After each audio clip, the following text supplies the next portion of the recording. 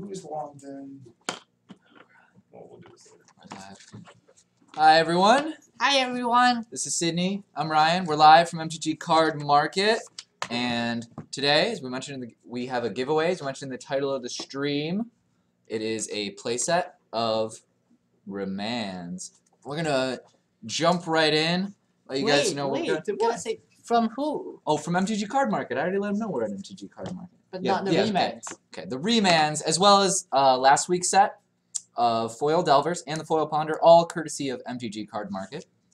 Where should they go in order to say that they like the giveaways and make the giveaways even better moving forward? You guys should go to MTG Card Market's Facebook page and let them know you guys love the giveaways. Like their page and post on their Facebook wall. Specifically, that they love the giveaways on WUBRG. Yeah, specifically that you love these giveaways. On WUBRG. Because these are the only giveaways. The only giveaways. They're Yeah. the best ones. Okay, let's jump right in. We've got a pretty interesting assortment of decks tonight. We have here Sydney. We have another. We had the interesting Geist deck. Yeah, by a different Last week. player. Yeah, but we have this one, and this one is not splashing green. He's splashing Black. black.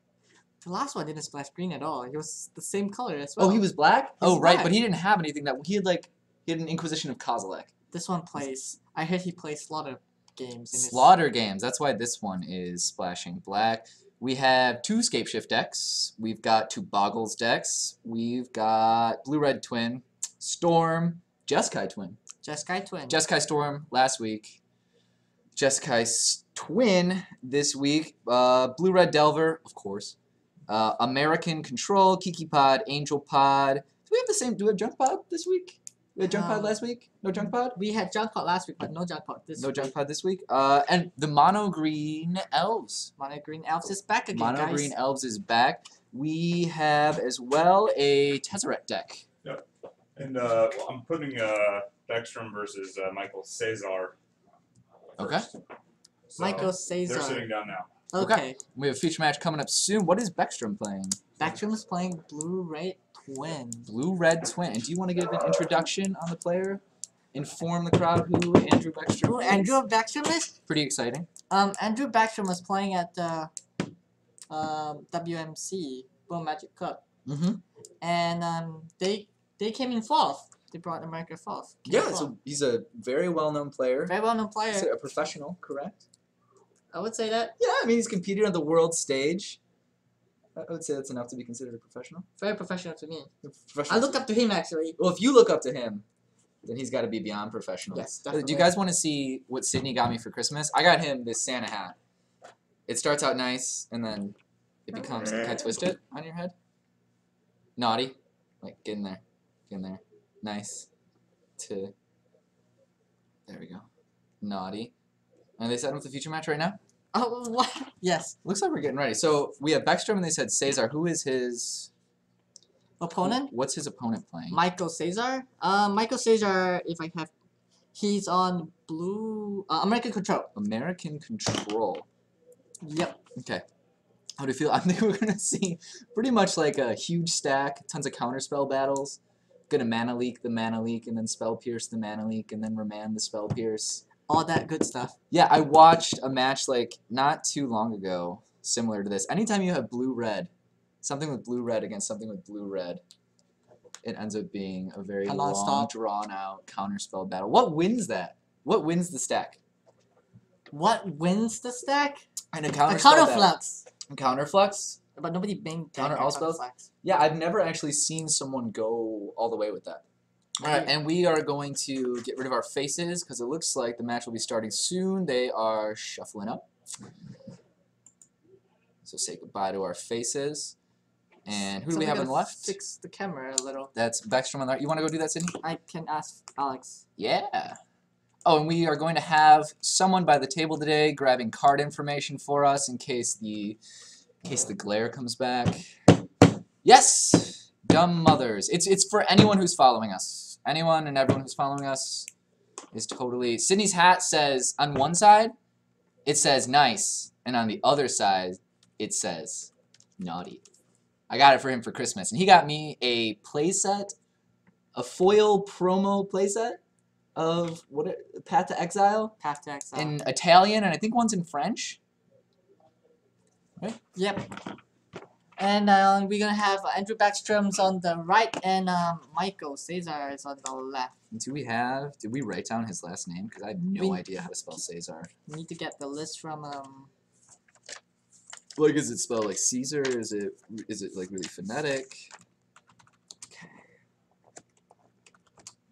Michael, should I go? I'll go ask him.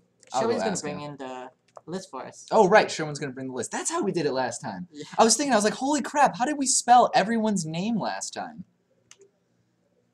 Psychic.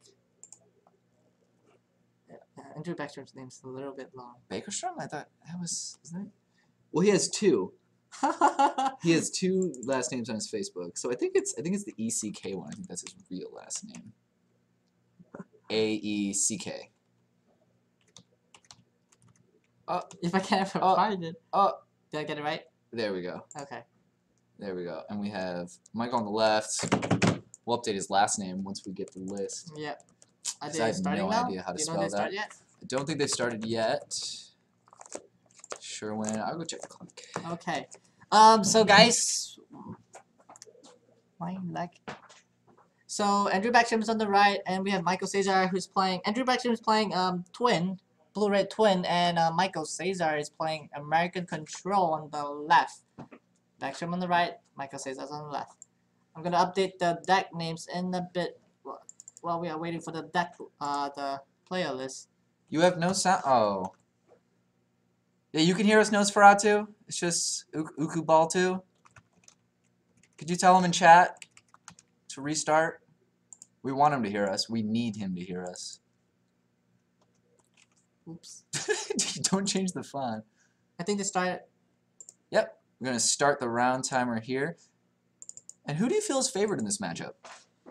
Who's more... If Andrew Backstrom is playing the list that I think he's playing, he might have a better chance because I think he's running Patrick Dixman's Madrid's Blue-Red Twin list. Okay, and what distinguishes that from other Blue-Red Twin lists? It has more counter spells, actually. There's more counter spells. So as I talked about, you actually guard your combo with more counter spells. The previously discussed counter spell battle. Yep. Okay, and it looks like on Backstrom's side, we have a... Is that a check land? That's Buddy Land. It's a Sulfur Falls with Island. Okay. So pass a turn, and Backstrom's now on his turn. Island and pass? They're just playing land and pass. Like I said, it's going to turn into a counterspell battle. I feel it is. We're going to have to wait until we see the first threat come down. That's how Splinter-Twin works, because they need to guard their combo. They can't just go off unless they know what their opponent's running. And seeing how he is playing Michael Cesar has played a Hall of Fountain and Silver Falls, he knows that, obviously his opponent's playing American Control right now. And he puts down a Flooded Strand and passes. Do we think we're just going to see another pass back? Might be. I think he did. Oh! Backstrom just end of Cesar's turn to play the Deceiver. Actually, I mean, he has the mana to cast Splinter-Twin right now, but he gets rid of it.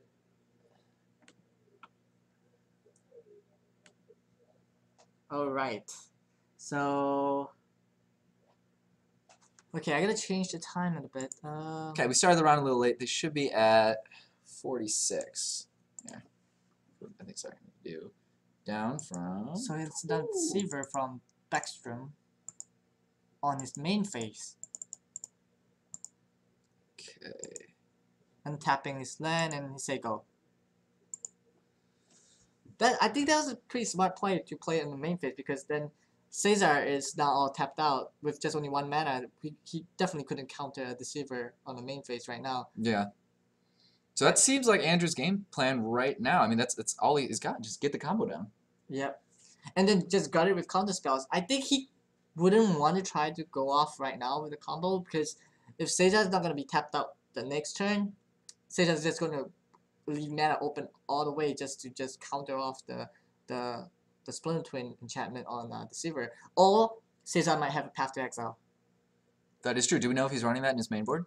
If I'm not wrong, I saw a Path in his hand. Yep, he is holding a Path in his hand right now. Cesar has a Path.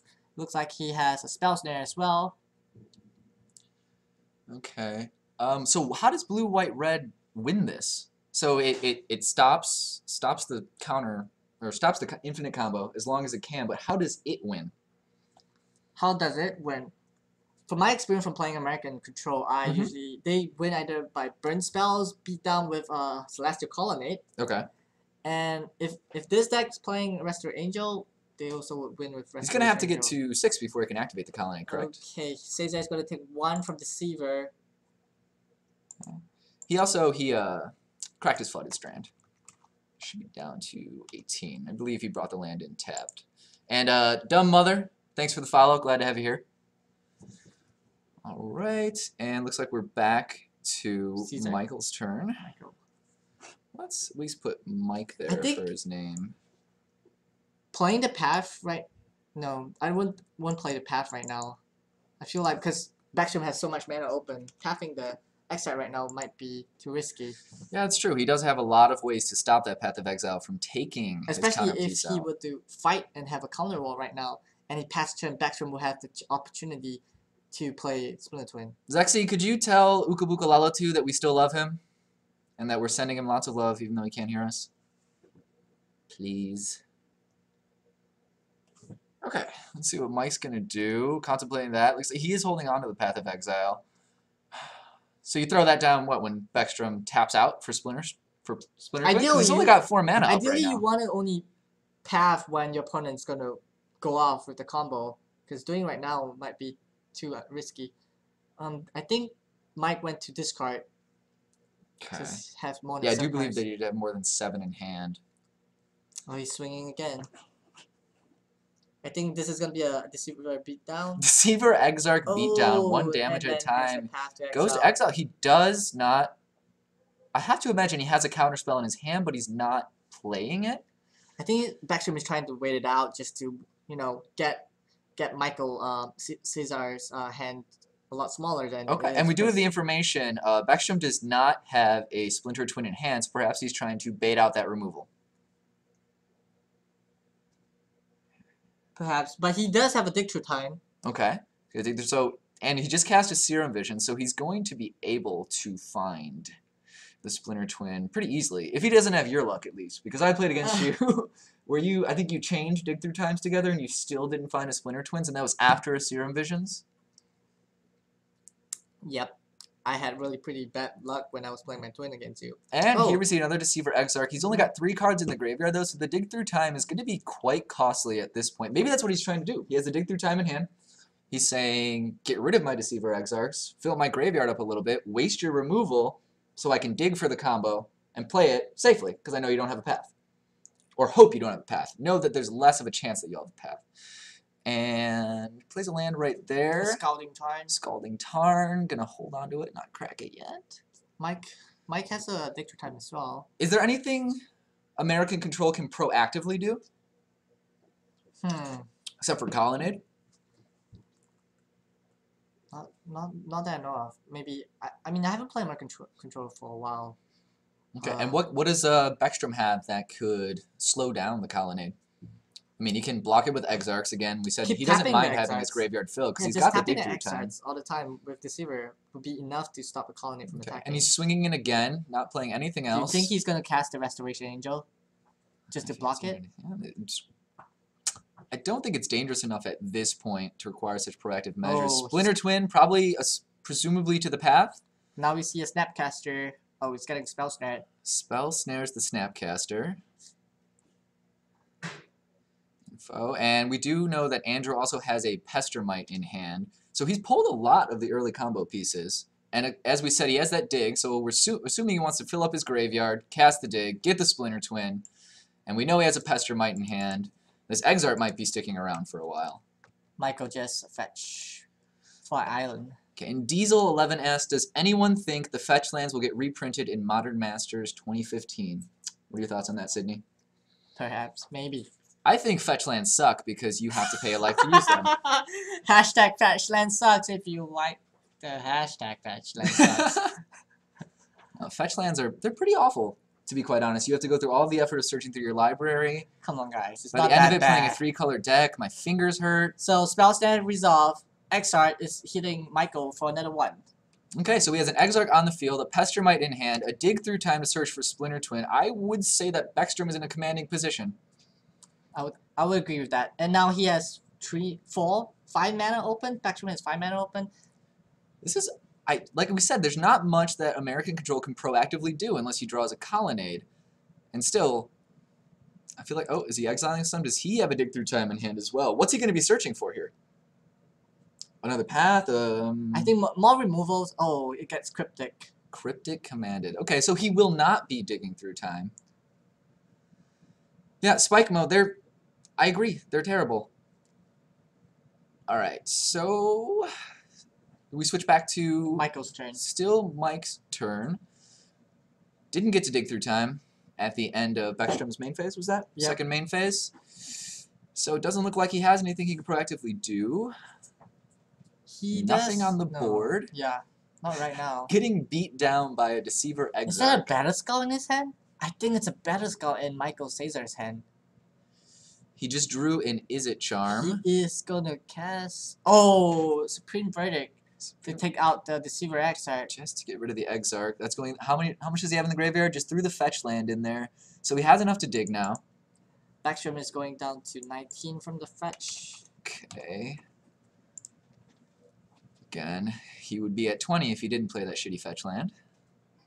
Fetch land's not that bad, guys. Okay. Stop helping Mark promote fetch land sucks. Beckstrom's turn. Takes a card off the top, and we're gonna see a dig through time here. Yep. Unless he's just fainting it by picking up his graveyard.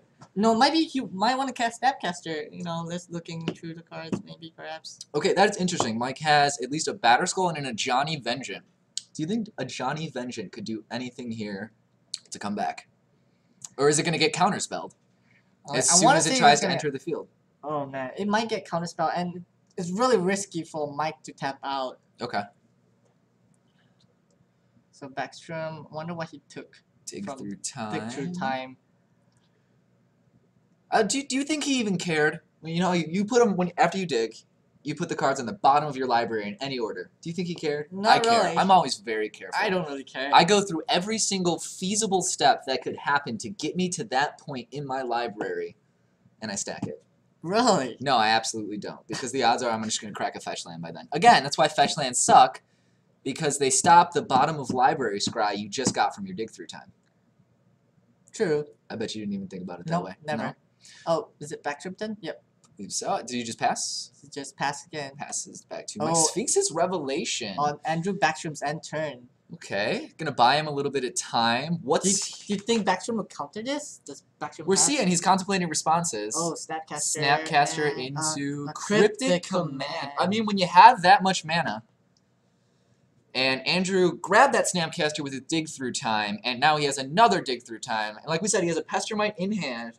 So he's just waiting to get that Splinter-Twin. Yep. Going through all of Mike's options here. Okay. Let's see. What would Mike have wanted to draw off of that Sphinx's Revelation? Ideally, another Path to Exile, because as long as you have a Path to Exile, it's easier to path something than to play a counter boss, because it's so much. It's only 1 mana, and then if you know your opponent tries to tap out for Splinter-Twin, you can path and still guard yourself with counter spells when you try to path your opponent's creatures. Yep, and Illigirl made the good point. This gives Mike the opportunity to land Batterskull. And Xyz's letting us know this is Mike's first modern event. Andrew Beckstrom is probably not the person you want to go up against if it's your first modern event. You're fine. Kind of reminds me of my first modern event when I went up against a bunch of decks that Sydney himself built. Really? Oh, yeah. Kicked my butt. Special one day. So Beckstrom just fetches for Island. He's going to Simmer Vision now. That will put Beckstrom back down to 18. Okay, we're gonna see. Wonder what he scry. Oh, we could see what he scryed down. Okay, and he's got 1, 2, 3, 4, 5, 6, 7 lands 7 open. mana. Whew. Oh, So it's gonna be hard. So Mike. Beckstrom passing turn right now. Okay, and did he swing in with the Snapcaster? Yes, he did. So Mike is down to 14. That's why he's gonna Resto Angel. Resto Angel. Nothing for it to flicker though. Hey, what's up, Buka Buka Laga Baga Bala 2? You think Beckstrom's just gonna allow? Oh, he allows the Angel. I don't see it being... I mean, it's a little bit of a beater, but I'm assuming he's going to have a way to deal with it. I think he's going to save his counterspells for a more serious threat, perhaps the aforementioned Batterskull. Yeah. And yeah, that... Okay, so he's cast at least... I think that might be the third Serum Visions. 1 dig through time, and he has no Splinter-Twins yet. And he cast Cryptic twice to draw. Swings in with the Angel, takes it. Actually, I'm going down to 15 from the Angel's damage, because no blocks from Okay. side. And how can he deal with that Angel now that's up? His Cryptic Command is gone, usually a 1-of in Blue-Red Twin. Probably doesn't have another one of those to He could find. cap it down with either X or Pestamite if he wants to prevent the damage, but he don't really care about damage because he really wants to just combo off. Yeah. Because Splinter-Twin, we just really want to combo off and try to fight the counter walls and try to win it and then tap your opponent out to cast Splinter-Twin on your turn. So right now, I don't think Mike has any answer for that Pestamite. Batterskull, Johnny Vengeance. I'm interested to see... I really don't think at this point the Johnny Vengeance can do anything. Usually he comes down, the opponent doesn't have much removal. Snapcaster. What's in his graveyard? What's he going to snap? Let's see... Didn't he play the other Path to Exile from earlier? So there's no more path, right? He attempted, but the Snapcaster itself... Spell Snare, so the path is still in it. Oh, and he get Remand! Remand, so there's Backstrom protecting his combo. Remand the Path to Exile, that's nice. Okay. What's up, Dr. Derp?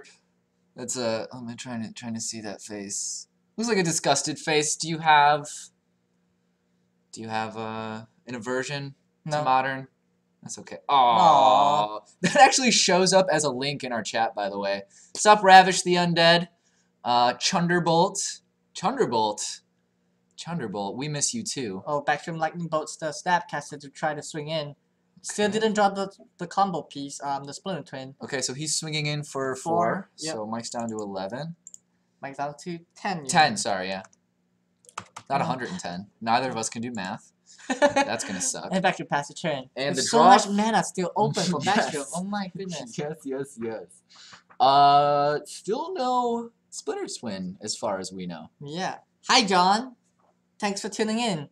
Okay. Let's see. Back to Mike. Draws. What's he got here? Let's see. Did he Serum Visions? What's he scrying off of? Did not see what he was scrying off of. Me either. But I think, did I catch the sight of another Dig Through Time in his hand? Mm-hmm. I believe so. And Backstrom's tapping 5. Ooh, another Dig Through Time. Do you think he'll counter? We'll see. Does Mike have any counterspells in hand? He has a mana leak. No, he doesn't counter, and Backstrom found a Splinter-Twin from Backstrom. Yes, I see the Splinter-Twin. Phantom Thetaru. Thanks for the follow, thank you for the follow. Whatever the hell your name is. It's Dave. Thank you. Thank you for the follow. Pass the turn. Passes it back to Mike. I really think with the combo in hand and that much mana open, it can't get leaked. At worst, it's going to be remanded. So we got mana leak. We've seen Mike might have a spell pierce. What can he do? How can he stop the combo? Is there a way? No, Backstrom's just attacking. Okay. So he swings in for 4. He's blocking the Pestamite with the Angel. Pestamite gets rid of Pestamite. Is it charms it? So he's gonna take the 2. Puts in an 8. Sydney, JMC451 says, Sydney, it's John. Love me. Are you gonna love him? Are you gonna give that up? Hi, John. Are you gonna give that up on stream? Okay, so Backstrom with the lone Snapcaster in play. There was a good play that Backstrom did where he bait the opponent to block with Angel so that, you know, he could kill the Angel up so it would be less of a hindrance. And Mike throws down a Dig Through Time, Snapcaster into presumably a counterspell.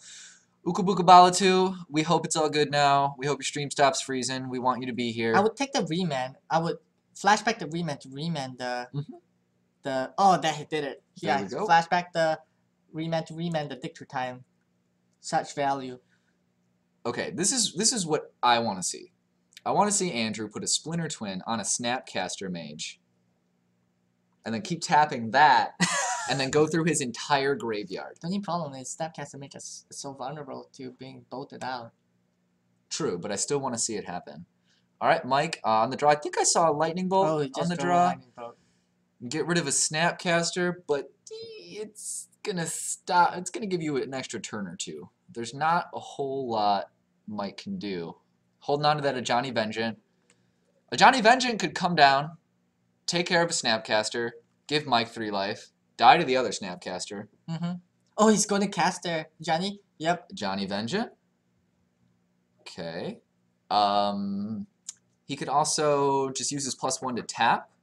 Keep no, it he's tap. just gonna kill. I think he's just gonna kill off one of the Snapcasters because Mike's already down to 8. No, he ticked it up 1. Oh, he tapped it. Okay, so Snapcaster's gonna remain tapped. He passes a turn. Mike has 2 mana open, a Holy Fountain, and the Sulphur Forest. He flashes in a Deceiver Exarch. He's gonna get mana leak. Yep. Mana leak. He's And cracks Backstrom it. cracks his Scouting Charm. Goes down to 14.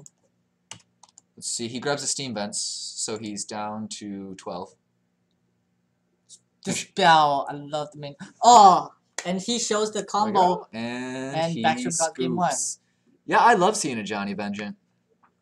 I felt like that was because playing a Johnny Vengeance put Mike in such a vulnerable place.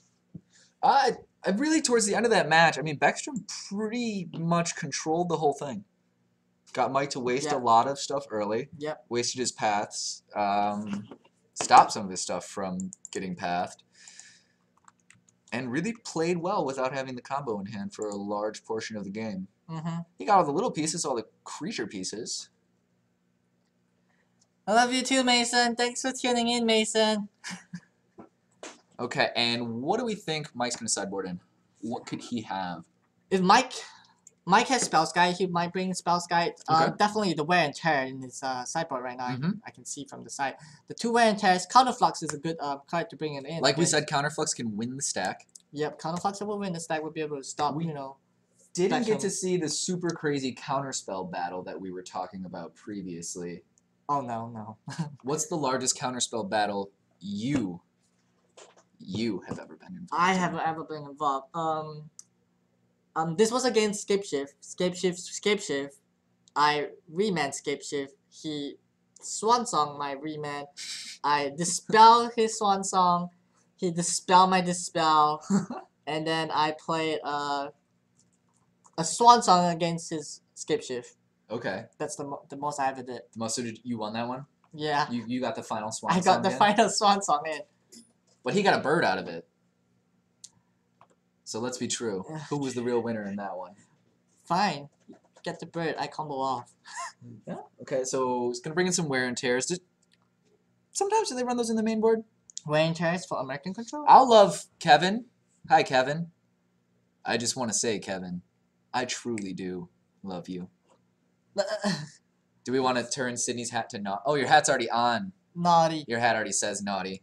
So Backstrom has game 1, so that's 0-1. Okay. Oh my. Backstrom 1 up. All right. What do you guys want to see? What do you think they're going to sideboard in? But before we ask them what they want to see, right. We have something far more exciting than sideboards. So remember, guys, we are streaming live from MTG Card Market, and today we have giveaways. We have a playset of remands. Whoa, remands. Yep, remands.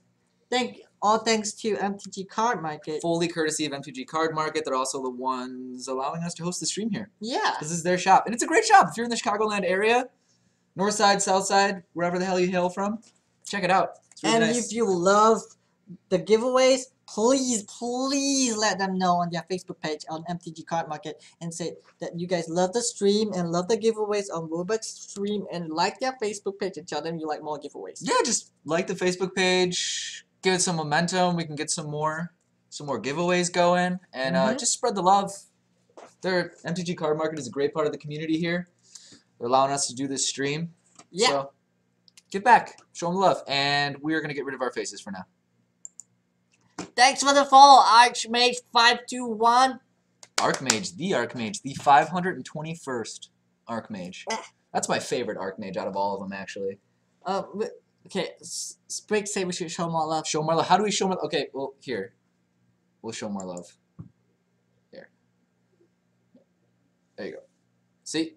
Wait, hold on. Naughty? You want more love? Here you go. It's nice now. Okay, we should get ready for the next match. Yeah, looks like they're about to draw their first hand. Thanks for the follow, John. JMC451. Is this a John I know? I don't know. Do you know this John? You have way too many friends. I can't keep track of all of them. Sydney's face to OP. Any Tron there tonight? Asks Diesel11. Let's check for him. Did you were the one who gathered the no list. Tron tonight. No Tron tonight. Unless somebody Sorry just about that. unless somebody slip in before I Unless somebody switches to Tron. Last week, for those of you who were here, you'll remember that we had 2 black-white tokens decks. And then one of them switched. Dr. Derp. Dr. Derp. Yeah, we had 1 black-white tokens deck, which is already like so off meta. And the guy comes in, and last second he's like, you know what? Okay, black-white tokens, it's a little bit off meta. I don't know if I'm comfortable playing it. I'm just going to play green-black zombies instead. Okay. Yeah, that was kind of funny. That was very funny. Let's see what we do have tonight. Oh, the match is starting. And Colonnade, Celestial Colonnade. Mike leads off with a Celestial Good. That was a card he needed a lot earlier. Passing back to Backstrom. Pass the turn again after playing a Steam Vents. Tap. I wonder what Backstrom brings in. What will Backstrom brings in against? You are the blue-red twin He'll player. bring more counter spells. A Steam Vents in play and pass the turn again. I feel like they're gonna go play a slow, longer match this round because everybody's just gonna just lay a land and say go and keep mana up. We see a Serum Vision on the stack. No counters. And Andrew has a Blood Moon in hand. Andrew scries, and what does he scry? How much is that going to mess up Mike's mana? A lot. Okay, is he not very red heavy? It's just going to be crazy because once you shut down their white source and blue source, because American Control only played maybe what 3 to 4 basics, and then I think Mike since Mike new to Modern, he doesn't realize that Twin plays Blood Moon, so he might fall for the Blood Moon. Did he just crack a fetch for that? Yep, he just cracked a fetch for a Steam Vent. We'll put him down to 19. He is player 1? Yes, sir. There you go. Backstrom pass turn is Mike's turn, and Giboozum, I agree. I love Dredge. I love everything that interacts with the graveyard. Love green, love black, love green-black. Another fetch land, Eric Mesa, he say go, and Backstrom's turn. Let's see what the draw is. I don't think Backstrom will play Blood Moon on the turn without a backup counterspell. And then we have Mike fetching off Eric Mesa for Hollow Fountain. Yeah, I don't think Mike realized that Twin plays Blood Moon and might just get entrapped by Blood Moon and get shut down with only raid source.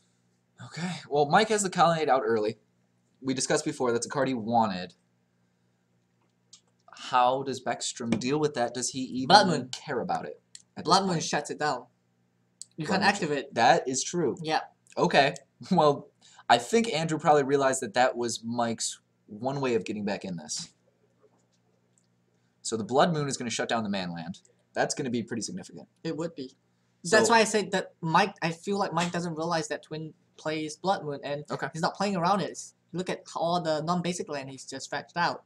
That is very true. Okay, and Backstrom cracks it, plays it tapped. So Backstrom will only play the Blood Moon if he can get protection for it, like a counter spell just to cast it. Yes, and Thought Scour on his opponent's end turn. Do that to himself, presumably give him some more gas for a dig through time, some dig fodder.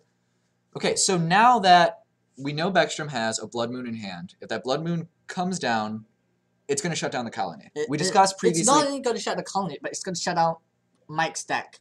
Pretty much everything. Is there any way for him to come back from the Blood Moon? If he draws basic lands the next few turns, yes. So that's very difficult to find. He could play in a Johnny Vengeance if he's getting one of the mana, one red source. Yeah, he just needs one basic white source. Other than that, I don't think he does. Anyway, Mike have to at least search for one basic to be able to survive a Blood Moon. If not, that's pretty much game for Mike. Okay, and we see Backstrom's going to, well, not going to crack that yet. Alright. Okay, pass the turn. Backstrom.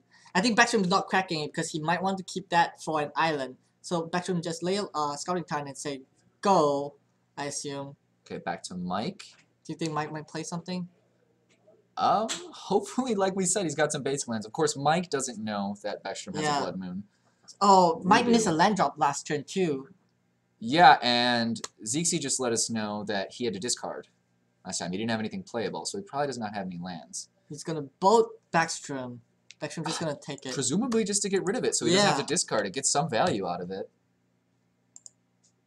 Pass turn. Still. Back to Backstrom. We see Vendillion click. And this is on Mike's upkeep.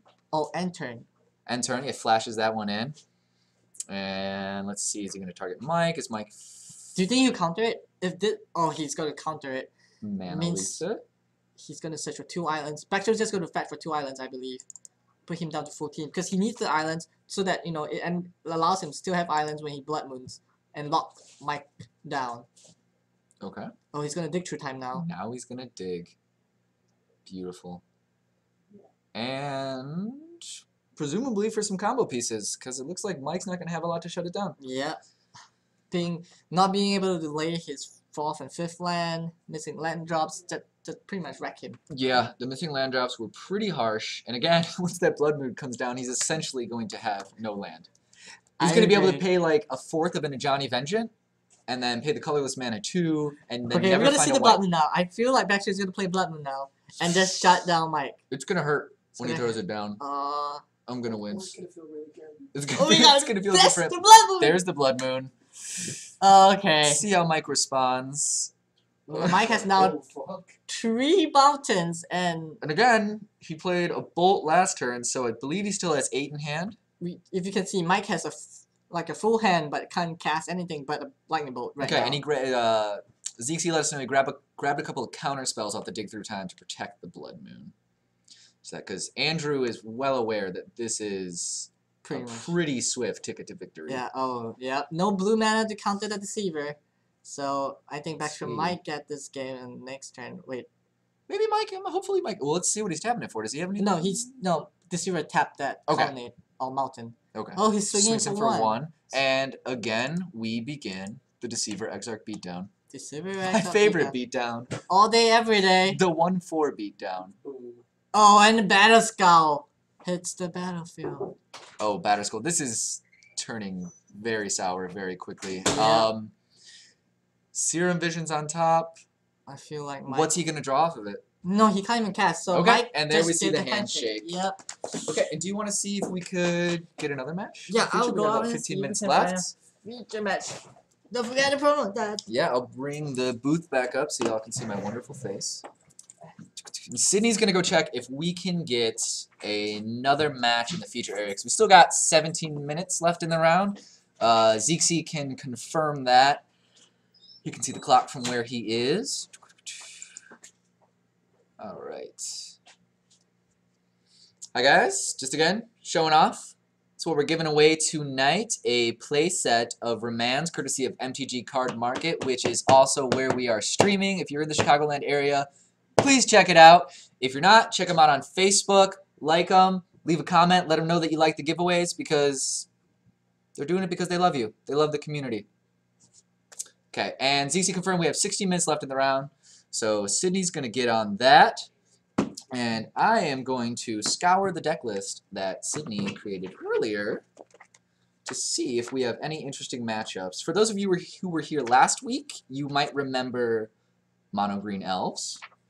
We had that. I don't know if any of the other super interesting off-meta decks are returning. And Sydney's back. Mike is looking for matches. So Okay. We're looking for a matchup here. Okay, let's say that was clearly a hard matchup for Jeskai Control. On top of that, his opponent's new to Modern. Yeah, so we had disparity in decks, we had a professional player, and someone who's new to Modern. And I know that feeling, because that's the feeling I get when I play against you. What? Yeah, I feel like if his opponent knew about Blood Moon and Splinter-Twin decks, he would have started searching for basic lands in the beginning with his fetches instead of non-basic lands. I found out about Blood Moon when Zeke played it on me. Huh. Zeke in chat is the guy who taught me how to play Modern. He was my first sensei, but I've graduated now. What? I have a new sensei. I have a naughty sensei?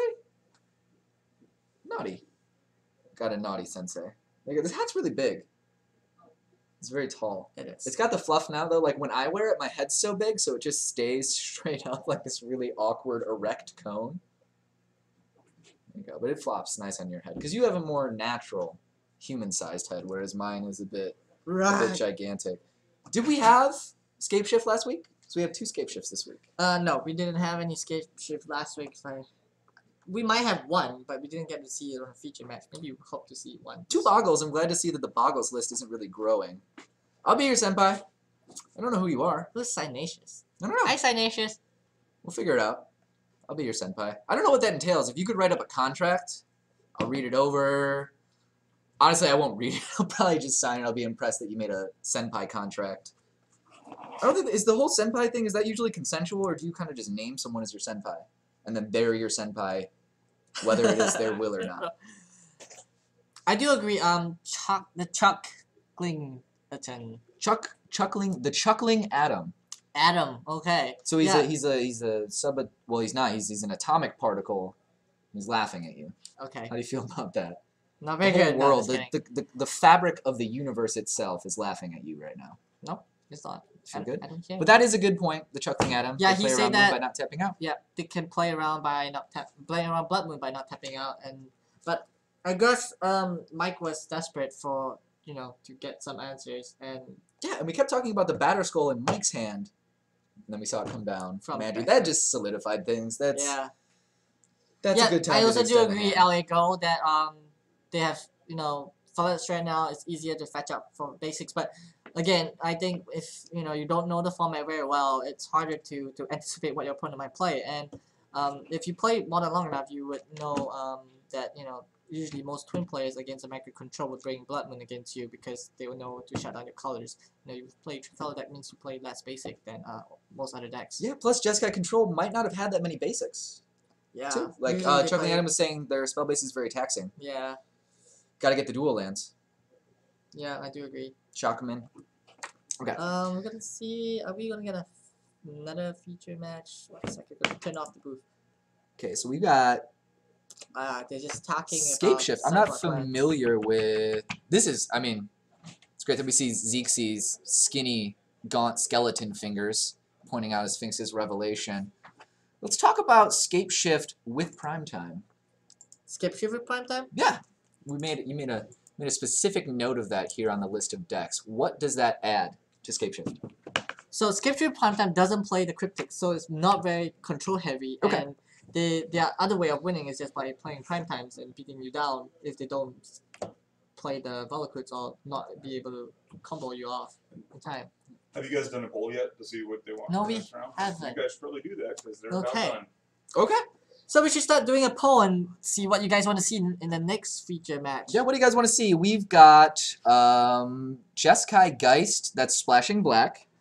We have the aforementioned Blue-Red Twin. We've got Storm. We have Jeskai Twin. Does the Jeskai Twin run any Ascendancies? Was he saying that? No.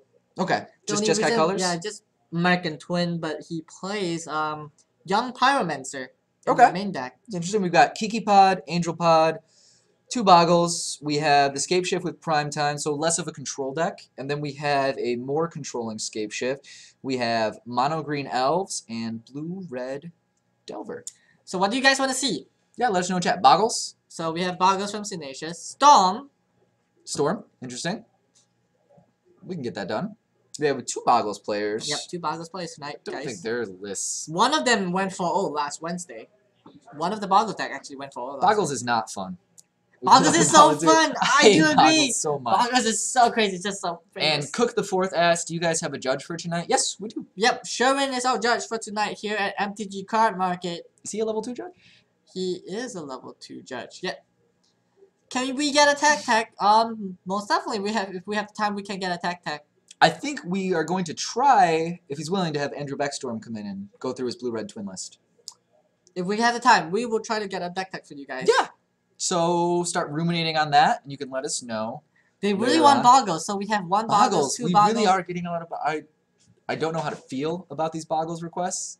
I don't like it personally. I love Bogles. The Bogles. What do you love about Bogles? The non-interactivity. Yeah, I'm just gonna build up and transform into this giant, huge monster and just beat you down. I mean, I guess I do pretty much play shitty Bogles in Standard. I play Blue-White Heroic. For those of you who are familiar with it. Bogles need to leave the game? Why? Come on. You are my War Hero 322. Stomp blocks. Huh. So, I'm gonna try to get the list. Yeah. You entertain them. I'm gonna get the list and see if I can. Sydney's gonna go grab the list. You might want to switch your hat to nice. You don't want to be naughty out there. Fine. I'll do that. It's just naughty when it's just us two, okay? I don't want you wearing that naughty hat outside. Goodbye, my friend. See ya. Okay. Bogles. We got Ukabukabala 2, Bogles Deck Tech, or get a list on Facebook. We'll definitely be able to get you a list on Facebook. Sydney himself plays Bogles, so I'm positive we can get a Bogles Deck Tech. We could look at Sydney's deck. It's all foiled out too, if you guys want to ogle over that. It's really beautiful, and it's just really disappointing when I'm getting my ass kicked by shiny, slippery Bogles. Sydney actually built me a deck. I'm going with him to a PPTQ. I still don't know what that stands for, but I'm going to one of those Saturday. And then I'm going to GP Omaha, and I'm playing Martyr Life Gain. Sort of a more complicated take on Soul Sisters, but it's also kind of Hate Bears, and I have no idea what I'm doing, but it's really fun, and it's really mean, and I usually end up with like 60 life. I'm just swinging in with Sarah Ascendance all day. Preliminary PTQ. Thank you. I was going to look that up. Pre-Pro Tour qualify. See, now I have two different things here in chat, and I don't know which one of you to believe. Ravish the Undead. He was here last week, but you do Ravish the Undead. I'm not sure if that makes you less trustworthy. Dr. Derp, you've been a good guy so far, so I'm just going to... It stands for both in my mind. And yes, Phillips Lieberman. Martyr Proc is great. I am just learning the ins and out of it. There's a lot. There's definitely a lot I still need to learn. Yeah, I'm just going to jump straight into Legacy. I was actually thinking about selling my car and buying like one Power 9 card and just getting into Vintage. Archmage, it's definitely not. It's probably on the verge of Tier 1, upper Tier 2, but it's very fun to play, and it's unexpected, and people don't know how to shut down the combos. Make sure we're repeating the questions from chat, so that way. People from YouTube know what you're talking about, sir. Yeah, of course. And CPT Kit Kat asks, is there a difference between DNT and Hate Bears in Modern? Sydney? DNT and Hate Bears in so Modern. Death and Taxes and Hate Bears in Modern. Both in Modern. Death and Taxes and Hate Bears is just, to my understanding, is mono white. Same thing. And then Hate Bears, I play green-white Hate Bears without Ada Ball. Okay. Is Black-White Hate Bears a thing? Yes, Salt and Pepper. Salt and Pepper? Yeah. Salt and pepper. What changes between the two? You play Dark Confidant. You used to play Deathrite Shaman, but no, they had to remove that Deathrite Shaman. Like, I wish so Deathrite Shaman was back. That was my favorite card. I got into Magic when that was standard, when it was just rotating out. And I really wanted it. Shaman. And then you guys got me into Modern, and I was like, okay, I'm going to use Deathrite Shaman. And then they banned Deathrite Shaman. It's too good. It was my fault, guys. I'm the reason Deathrite Shaman got banned. So I guess, also indirectly, I'm part of the reason that Mono Green Elves lost the feature match last week. Because of Deathrite Shaman. Yeah, if they had Deathrite Shaman, I think they would have done a lot better.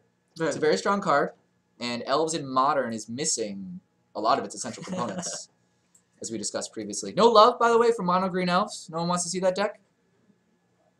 It's pretty fun. It won. Did it win? Oh, it won? Nice. Oh, it won its first round. So, Bogles won his first round, Storm won his first round, and Elves, Mono Green Elves won his first round. So what do you guys want to see? How did Jeskai Twin do? Didn't ask. Didn't ask about Jeskai Twin? Did they ask for Jeskai Twin? Did you guys already let whoever needs to pop on camera know? Not yet, because they haven't decided. I think we want to see Bogles. Bogles? We had a lot of love for Bogles. So let's Michael go grab Grossman Bogles. I'll find that one. Michael Grossman Bogles. This Oh, guy. yeah, you won. Alright, done. Cool. Okay. If Storm versus Elves happens, Dr. Derp, we'll try to get that as the feature match. Because, I don't know. That'd be great. Archmage, you'd rather watch Elves, or you would watch Elves, but you would rather Bogles. watch Storm.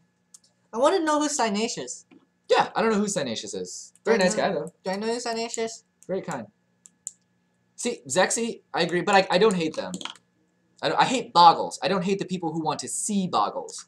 Because it is kind of fun to watch the core spirit dancing. I think Core Spirit Dancer is scarier than the Boggle. For decks specifically that don't have a lot of removal or interaction, watching a Core Spirit Dancer gain about 10, 15 points of attack in one turn, that's horribly disparaging. It's more than disparaging. It's downright terrifying. It's so sexy.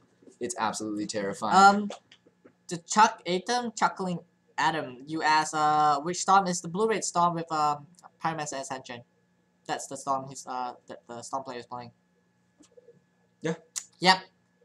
So we're gonna get Bogles for you guys for the next match. And I'm gonna restart this timer. Alright, Cynacious says he's the guy that lives in my basement. I live in an apartment complex with no basement. So your move, Cynacious. Your move on that one. Alright, looks like round one's over. We have them setting up in the feature match area. I see the telltale blue of our good friend Mike Grossman's shirt. So we're going to change the player names here for you. Oh, and I want to show. We should try to get the list from, we're going to try to get a list for the names. Last time we didn't get the full name. Yeah, can you grab a... I'm going to go grab a list from Sherwin so we can spell people's names correctly and not offend anyone. Okay, I'll try not to have any dead air here, guys. I'm not as good as Ryan. Well, turn your hat to the naughty side. Yeah, I'm gonna turn my hat to the naughty side. Hi, I'm naughty today. So, thanks again everybody for tuning in to our stream. Don't forget, we're gonna have these giveaways later during the stream. A playset of Remans, courtesy of MTG Card Market. They're so kind to give away this playset of Remans. And if you like these giveaways, please like their Facebook page. Yep. And post that you like this giveaways on their Facebook page. You have to like the Facebook page too. What's not to like about the giveaways? For those of you who are new this week, we've already given away a foil playset of Delvers and cool. Yes, we have the round 2 pairings here. We gave away a foil Ponder that was signed and altered. Nothing like it in existence. Yep. Nothing like it. And I don't know, the giveaways have been pretty interesting. Consistently interesting, and I'm excited to see what happens next. Bogles. Okay, so we have Mike Grossman and Nick Hess. Yep. Mike and Grossman and Nick what is Hess. Nick Hess? They want to be on feature. Yeah, The last guy was kind of, Andrew's opponent was kind of. Oh. This is his first time playing Modern Theory. and it's Andrew, Guys, and then you know, he's okay with it. He did well. We're talking about him. Give him some pointers. Did better than I would have done. I would have done it first. First time I played Modern, it was a blue-red twin, and I think my second match just went to time because I had no idea what I was doing. It was actually against Michael Grossman. He was playing I think he was just playing junk, very graveyard heavy. Might have been Bant. I don't know. I never saw the third color. It was green-white for sure. Might have just been green-white. Oh, I know what deck he was playing. Lotus Dragon. The Lotus Cobra? Yeah. And then what's the dragon aspect of it? All the dragons. All the best dragons. Literally did not play a single dragon against me. Oh, damn. Okay, are we gonna take our face down because I think we're getting... Alright, I hear Sherwin's voice in the distance, alerting us to the beginning of round 2. Ravish the Undead says Malira Pod, best deck, 100%. How do you feel about that? 100% Do not agree. the best deck. Not It's a agree. good deck. Not It's the for best. sure a good deck. I'm anti-pod. Antipod? I beat your pod deck today It's not my pod deck. with it's Brian Martyr Peters. Life. It's Brian Peters' pod deck. That is your pod deck. Nuh-uh. Were you playing his deck or was he playing your deck? He was playing my deck, but still. Oh my god. This is this. Okay, and we got Bogles on the right, blue-red Delver on the left. Do we know Nick? Have I met Nick? No, I don't think you have met Nick. Ryan, best commentator. Best commentator. Am I getting an award for this? Did I win? Who did I beat? I don't know. I guess that's I beat Mark for that. Mark? Oh yeah. Is this across all genres? Or is it just Sensei's? Okay, Mark says that Nick has Sensei's Divining Top and Counterbalance. Those are some interesting additions to Blue Red Delver. No, he doesn't. It's not allowed in Modern. It's Sensei's band, right? I don't know what you guys are talking about. Which is why miracles isn't a thing, correct? Wait, hold on. I want to see what Blackjack said. Okay, Blackjack, Storm versus Elves. Okay, so is Elves combo Elves or angry Elves? Because I like angry Elves near Christmas time. Thanks for the follow, Go Sketch. Yeah, thank you for the follow, Go Sketch. Right here. Has the timer started yet? You know what, Zexy? I don't know the ban list, and I am also pretty dumb, so...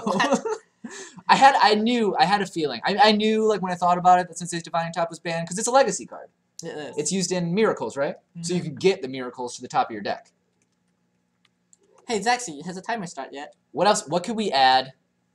Okay, what banned card, banned in Modern card, would make Blue-Red Delver even crazier? Asking me? Asking anyone. I have no clue. Oh, Cynacious Leylines says, I play Leylines in Modern. Is that the full Leylines deck? Oh, Where I it's know. literally all Leylines, Serum Powders to get your starting hand good, and then boom. You play the Opalescence, and all of a sudden you're swinging with all of your Leylines, and you can do everything, and your opponent can do nothing. Yeah. Because you've got a Leyline of Sanctity, and then you kind of just ignore what your Leylines do. Thanks for the follow, Machi. Okay, now we have Michael Grossman and Nick Hazard. I'm rolling to see you go first, I think. Yeah, I didn't see what Michael rolled, but they're rolling Dice. 3 die. I think he's gonna roll 1 dice right now. Damn, now he's just gonna roll 1. I don't know, maybe he's a badass about it. He's like, you rolled 3. I could beat that with 1, but he literally couldn't because it was more than 6. So I believe, Zexy, do you know who won that roll? I think it's Zexy, actually. Okay, we have some answers here for what would make Blue-Red Delver too crazy. Okay. Cook the Force said Force of Nick- Will. Nick has leads with a Steam Vents and plays a Delver. Pass a Okay. turn. Oh, we have the Delver out here. Shocking himself. Okay, and Keech Machine, thanks for the follow. Glad to have you here. And let's see what the follow-up from Grossman is. I'm assuming if he kept, it's going to be a Slippery Fetches. Boggle. I think it's fetches. It's probably might going to get- shock in a Temple Garden. I feel like he might shock the Temple Garden. I can't fathom him doing anything else.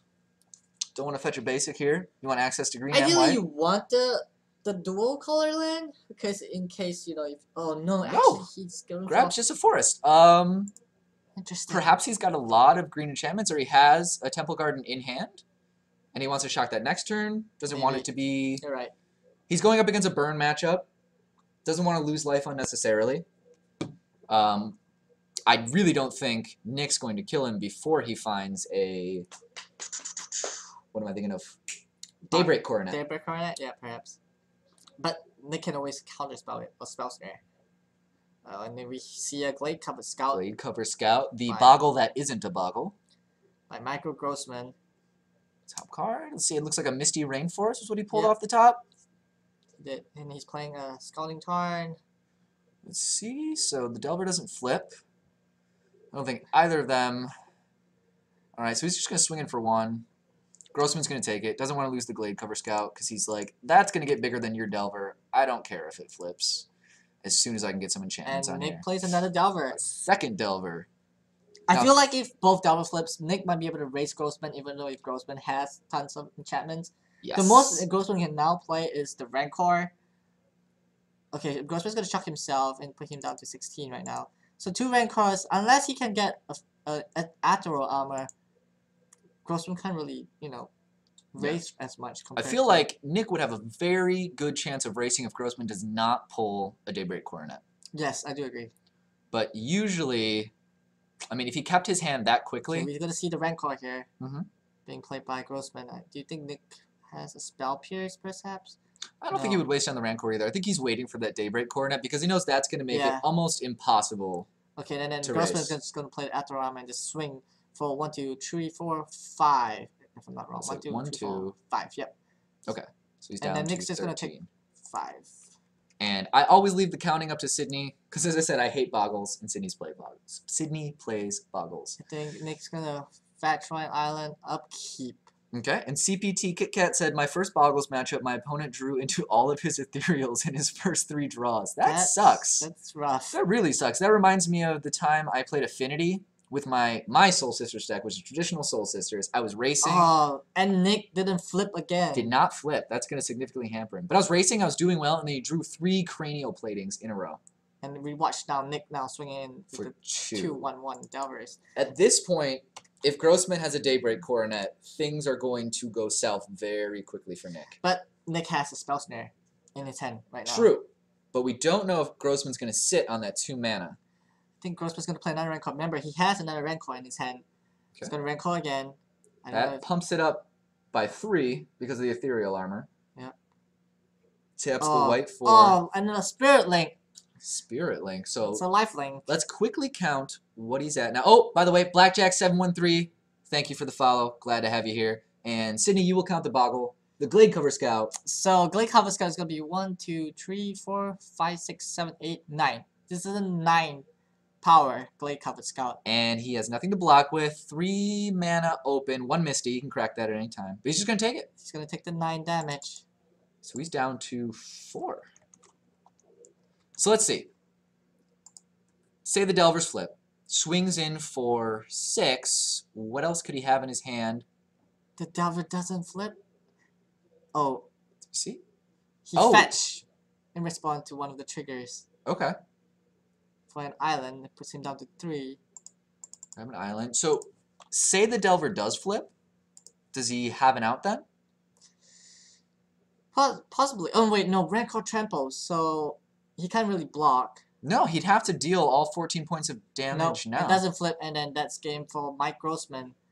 All right, no Daybreak Coronet, and we are moving to game 2. Oh, and right, thank you. Zeke, we forgot the lifelink. Or it's not lifelink. Spirit Link. Spirit Link. Yeah. For those of you, you guys probably know this, but Spirit Link gives you lifelink in addition to lifelink, because it's not the keyword lifelink, but it's the same thing. Yes. Essentially. And we've got some new follows. Papa Pip Pip. Thank you for the follow. Glad to have you here. Thanks for the follow. S2 Kundu, glad to have you here as well, my friend. Illagirl, Boggles. She says Boggles with the little flex, the flex yeah, emote. I'm flexing with you too. Oh, Boggles. What do you think Nick has have in his sideboard, or would have in his sideboard to sideboard against Michael Grossman? Let's see. Michael was on the play last time, right? Before we go to what Nick will sideboard, I think Mike would sideboard maybe Enchantment Haze, because if Nick has Spellskite, it will wreck Michael Grossman. So Mike might bring in the 3 Seals of Primordial to get rid of the Spellskites? To get rid of Spellskites, and maybe 1 or 2 Stony Silence. And I think if Mike is playing what I think he's playing Suppression Field in the sideboard as well. He might bring in 2 Suppression Field against Nick has deck, because the Suppression Field would stop or would slow down Nick has from fetching his fetches. That's true. Using his fetches to fetch for lands. Right, and Gibuzum asked, did you miss the raffle? No, you did not miss it, Gibu. You did not. Don't listen to Dr. Derp. He put the troll face after that. Sydney, that's fine. I know Bertha1969. And I did thank you when you followed. And I thank you all the time. Because I love you very much. And no, the raffle has not happened yet. And it's going to be hilarious when Dr. Derp keeps telling people that they missed it and then he ends up winning it. But I think, okay, so Blue-Red Delver, access to burn that doesn't target to get rid of the hexproof creatures. Oh, I think I missed. What does he have? Where, oh man, this is rough. Might be really rough because I know Grossman might side in ley lines against Nick has deck. Okay. Because since you can't target his creature, it's going to target him. So, but if you have ley line, then his lightning bolts are pretty much, poof, irrelevant. Okay, I agree. And Sergeant Kidder asks, what's a good deck box for a shit ton of cards? I have 2 decks and one kind of thing going. Soul Sisters and Martyr Proc, that's what I play. You just give me, what's a good deck box for a shit ton of cards? And they have those like horizontally ones. Yeah. There's a new one on Kickstarter. I don't know what the hell it's called. Oh, you can come to MTG Card Market and buy one of those long cardboard boxes.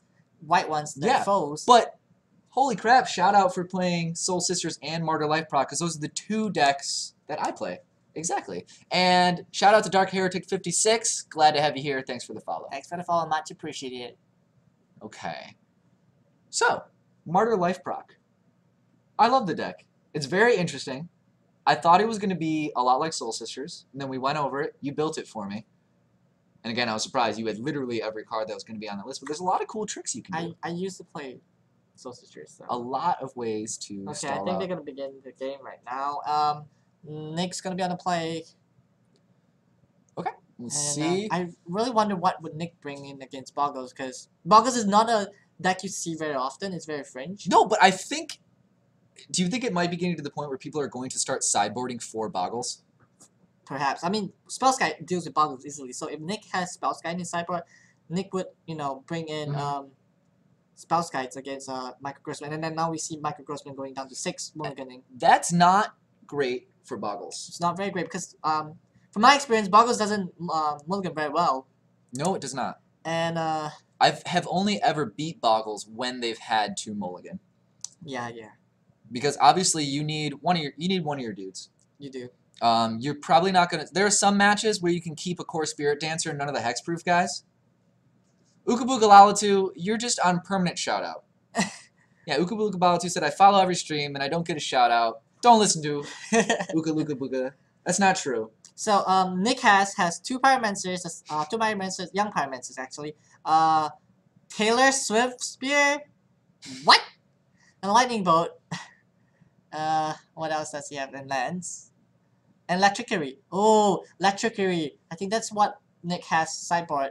Electricary is a 1 mana card that when you cast it, it deals 1 damage to a creature you don't control. 1 damage to a target creature you don't control, but it has the mechanic Overload. It's paid 1 red and colorless, and it deals 1 damage to all creatures you don't control. Okay. Yeah. That's good. Get rid of him early. Get rid of Bogles, but he needs to wait 2 turns for it. Okay. And it looks like Michael mulliganed again. Oh, this is gonna be rough for Michael Grossman. Very hard for Bogles. 5. Very hard. At this point, I might honestly keep a core spirit dancer hand just to get the card draw off. Then again, Mike Grossman might actually sideboard out the core spirit dancer, knowing how Lightning Bolts will just get rid of core spirit dancers.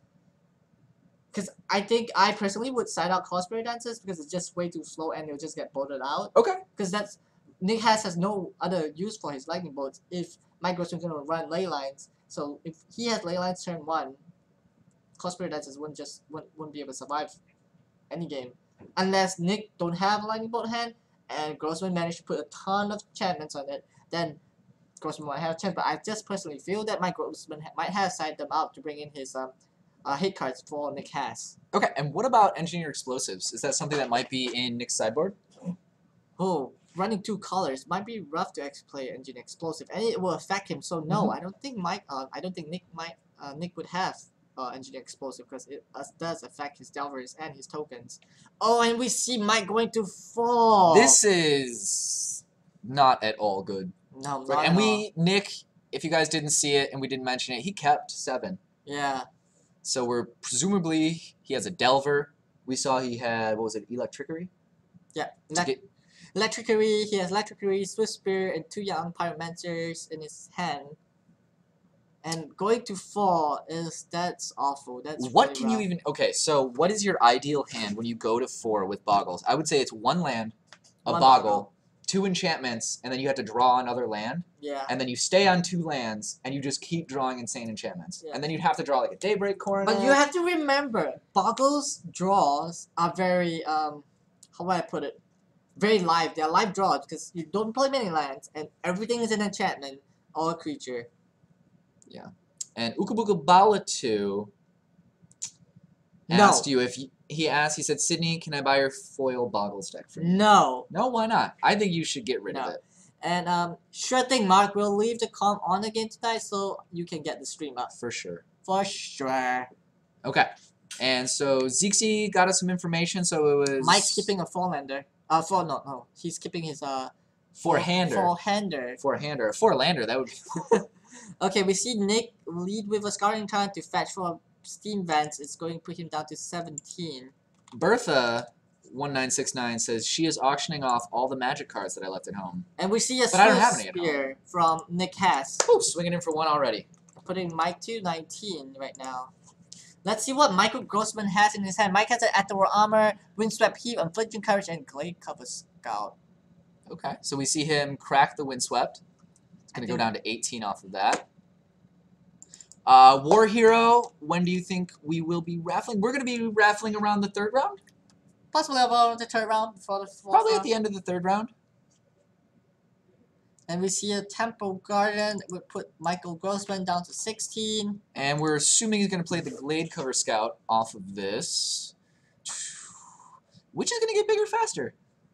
Next turn, can we see... Oh, he has the Electrickery. He does have Electrickery. He can get rid of this Glade So I Cover think, Scout, and if that's yeah. the only creature he has in hand, this that is will going pretty to much become... wreck Michael Grossman because I think Nick would just Electrickery and kill the Glade Cover Scout. I mean, he doesn't have to do it now. He can do it when Michael Grossman is actually playing enchantment. Mhm.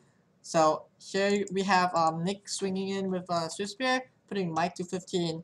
And I think he wouldn't want to wait for Mike to cast enchantment before he Electrickery and kill off the Glade Cover Scout right now. Okay. So let's see what Grossman do. He can play Ether Armor. Oh, he's gonna play Rancor. That's a smart play actually, because playing the Rancor would mean that if Glade Cover Scout dies, he'll still get back to Rancor instead of playing an enchantment where you play on it and then if something happens to it, you won't get it back. So that was a very good play by Mike Grossman. And that's why Rancor also synergizes well with the Core Spirit Dancer, because you can waste a ton. The Core Spirit Dancer doesn't have hexproof like the other guys. And there we see it. And Nick has overloading the Electrickery, killing the Glade Cover Scout. Actually, that's wrong, because the Rancor was going to be played, so killing it will make it fall off. failed to find a target. Yeah, fail find a target, and Okay. means it goes to go to graveyard. Oh, that's that. So yeah, a great no, play from you're Nick right. has really I just shut down realized this. that. Thank you for reminding me. That was a good play. So we'll now pass back the turn to Nick Haas. And let's see what he has to start establishing the board. Monastery Swift Spear in and of itself, it's going to become pretty dangerous. Okay, we see one Powerless trigger from the Thought Scour. So it's up to a 2/3. Okay, let's see what we're going to see next. A Lightning Bolt to Mike Grossman's face. So that's 3 damage, and it brings the Swift Spear up to 3/4, so he's taking another 3. And going down to 9. Okay, not a great turn for Grossman there. Oh, Grossman's just passing. We're assuming passing the turn back, he's got nothing. No land. Might see the handshake here pretty soon. There's Triggering the Powerless with Izzet Charm for looting. okay, so Swift Spear's up to a 2/3. Alright. So just throwing in getting rid of 2 young pyromancers. Don't need those, can win this game off of the Swift Spear. Yep. Bogles doesn't play removal. We see Nick fetching. Put him down to 15 right now. 15 to Mike Grossman's 9. Man, we need we have a Goyf counter. We're gonna need a Taylor Swift Spear counter pretty soon. Taylor Swift Spirit. No, that's not gonna be a thing, guys. It'll be a thing. No. We'll make it a We thing. see Nick Cass going down to 13 from his shock from the Steam Fence. What he's gonna play? A Lightning Bolt, perhaps? No, a Serum Vision. Serum Visions Triggers. brings the Swift Spear up to Nick a draws into an island. 3/4. Let's see what he does with the Scry. Puts 1 back on top. Honestly, that could be a game-winning card, and he swings in for 3, correct? Yep. Puts Mike Grossman down to 6. Do you think there's anything that Mike Grossman can do now to prevent his death? Oh, he didn't even draw anything. This Another Swiss Spirit. I think this is pretty much game. is it. Yeah, bolt, trigger. Yep, that's Yep, lethal right okay. there. So going game 3. I feel Moving on. like being on the play for Boggles, Michael Grossman would have a better chance. for Absolutely, surviving. and that's, like we said, one of the worst things about Boggles is the inconsistency of your opening hand. There's not much you can do if you don't pull one of your creatures in there. Yeah. You have a handful. It's not like you even have removal spells, counter spells. You just got enchantments that you can't put on anything. Mm-hmm. I mean, you can put them on your opponent's creatures You could. if you're feeling awfully charitable. Okay. And War Hero 322 says that he needs those 4 remands and 4 pyros to finish his modern deck. That he wants them so badly. Well, it's a random raffle, but I guess we're rooting for you. Yep, we'll be rooting for you. Can't do Okay, much while more they're than shuffling, we got... Remember, guys, we're going to raffle this off. Playset of remands from... And you have to be followed, Yep. or we won't mail them to you. You have to follow our YouTube, our Twitch page. And if you want, you can also like us on our Facebook page and our YouTube page. And also, if you love all this raffles thingy that we're giving away, please tell Jameson or MTG Card Market on their Facebook page that you love the stream and you love the the stream giveaways that we do. Yep, these are courtesy of MTG Card Market. That is where we are streaming live. I still have to get used to opposite directionality of the camera. Thanks for the follow, you guys. Robert Roy. Robert Roy, Sergeant Kidder, and Farnsworth SC. Synacious says that he needs these remands for stuff. Well, anyway, thanks for the follow. Oh my god, thanks for all the follows. Lucky Brad and Focus Potato and APPOE. Apple. Apple. Apple. Okay, I think that's like a really cute. That's like a 3-year-old trying to pronounce apple. Apple. Like, mommy, I want an Icy apple. Pie. Thanks for the follow. Much appreciated. Hey, the Icy Pie. Glad to have you here, guys. Okay, now we're gonna go back to the match, guys. Okay, Michael Grossman's gonna be on play. That last game, Mulligan in 4 was so rough for Boggles. Hopefully, he has a better hand draw Let's right now. see. Dawn Glare, thanks for the follow. Glad to have you here. Okay, let's see. Contemplating it. Not an immediate keep, it looks like. Both players ruminating on the decision. Slam 0811. Thank you for the follow. Glad to have you here. Arbole. Thanks for the follow. It's a keep, and Grossman's gonna fetch with Windswept Heath. And presumably Shotgun a Temple Garden. Yep. Okay. Icy Pie is hoping to see Boggle wins. Icy Pie, hoping to see the Boggles win. And there we have it. The Temple Garden shocking him, putting him to 17 right now. Well, if you were here for the first match, Icy Pie, you know how quickly Boggles can do that. Mm-hmm. But if you fail to find a Boggle... thanks for the follow, Mike Gordon, KCCO, 1979. Good to have you guys here. The Chuckling Adam asks about the raffle. Will they post the winner in chat or just say it? We'll post it with a poll. The raffle. Well, you'll poll. see. Yeah, you'll see. There's a raffle system integrated into Twitch chat. Michael Grossman leading with a Glade Cover Scout. We have not seen the Boggle Not yet. all match, right? It's been the Glade Cover Scout. The Boggle that isn't a Boggle. Okay. Oh, Gonna get a look at Michael Grossman's hand. Looks like an Ethereal Armor, Rancor, the Core Spirit Dancer, Spider Umbra, and I can't quite see the card between Rancor and Spider Umbra. Okay. It's Spider Umber and next to Rancor. It's that Lenoa, that elf that you cannot be blocked unless the creature is flying, and it has Ledgewalker? Ledgewalker. Yep, Ledgewalker? you're right. Okay. It has Stroud. Yes, it also has Stroud. Can be targeted. Okay. Silhan Ledgewalker. Silhan. Thank you, Zixi. Thank you, Zixi. Okay, so we see that he has the Core Spirit Dancer in hand, the card that we've talked about that hasn't come down. But that one can go off pretty quickly. Nick leads with Scouting Time and passes the turn. Michael Grossman. Do you think he'll play the Aether Armor? Wonder what Nick has in his hand. As we talked about, so you mentioned that he might have sideboarded the Core Spirit Dancers out. Why do you think he decided to keep them? Perhaps thinking that Nick might sideboard his Lightning Bolts out. But then again, we saw Nick playing Lightning Bolts the last game. Mm-hmm. Yeah, because Nick just went all in at his life total. Yep. Swinging with the Delvers. Or actually, it's Swift Spears when he won. Delvers that didn't flip before. So Nick doesn't look like he have a spell snare. Only spell pierce. Oh, okay. He's gonna play a Spider Umbra on Glade Cover Scout right now. That helps. It's a safe first play. Keeps it from being destroyed. Yep. But Nick has a spell pierce. So do you think Nick would just spell pierce this Spider Umbra? And Saint Wachatty Boy asked us, how many times do you guys stream Modern? We're streaming Wednesdays. Every Wednesday. Yep, every Wednesday. Once a week. We're looking for more places though, right? Yep. Okay, so now we see Nick fetching with Scouting Time to get an island. And I think he's going to just counter that with a Spell Pierce because I don't think he wants to let... Yep, there we see the Spell Pierce. Yeah. He wants to be able to destroy that, of course. Mm-hmm. But he's still... Okay. He's going to fetch. Michael Grossman's going to go down to 16 right now. Okay, and he'll probably grab a basic off of this one. What do you think? Like we said, he doesn't want to lose life unnecessarily. Yeah, he might just get basic planes to play Ethereal Armor. Yep, there we see it. He's getting a basic plane. So I think he's going to play Ethereal Armor right now. Just to, you know. Yeah, colored mana cost is not very heavy in Boggles. Yeah. Is there anything that's even 2 green or 2 white? There's a favorite card that's 2 white. There's nothing 2 green. So he don't really need. But he already has the 2 white, and he's got the 1 green for anything he's going to need. So there we see the Ethereal Armor. All right. Oh, and he just passed the turn? Passes the turn. Huh. Okay.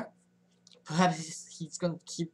Oh, he might just want to keep the Glaive Cover Scout to block the Swift Spear if Nick chooses to play a Swift Spear. Possibly, he doesn't want to get burned down that And quickly Nick again. passes the turn back to Grossman. I think Nick just want to keep his mana up to counter whatever spells he has, because I can see a mana leak in Nick's hand. I also see a young Pyromancer.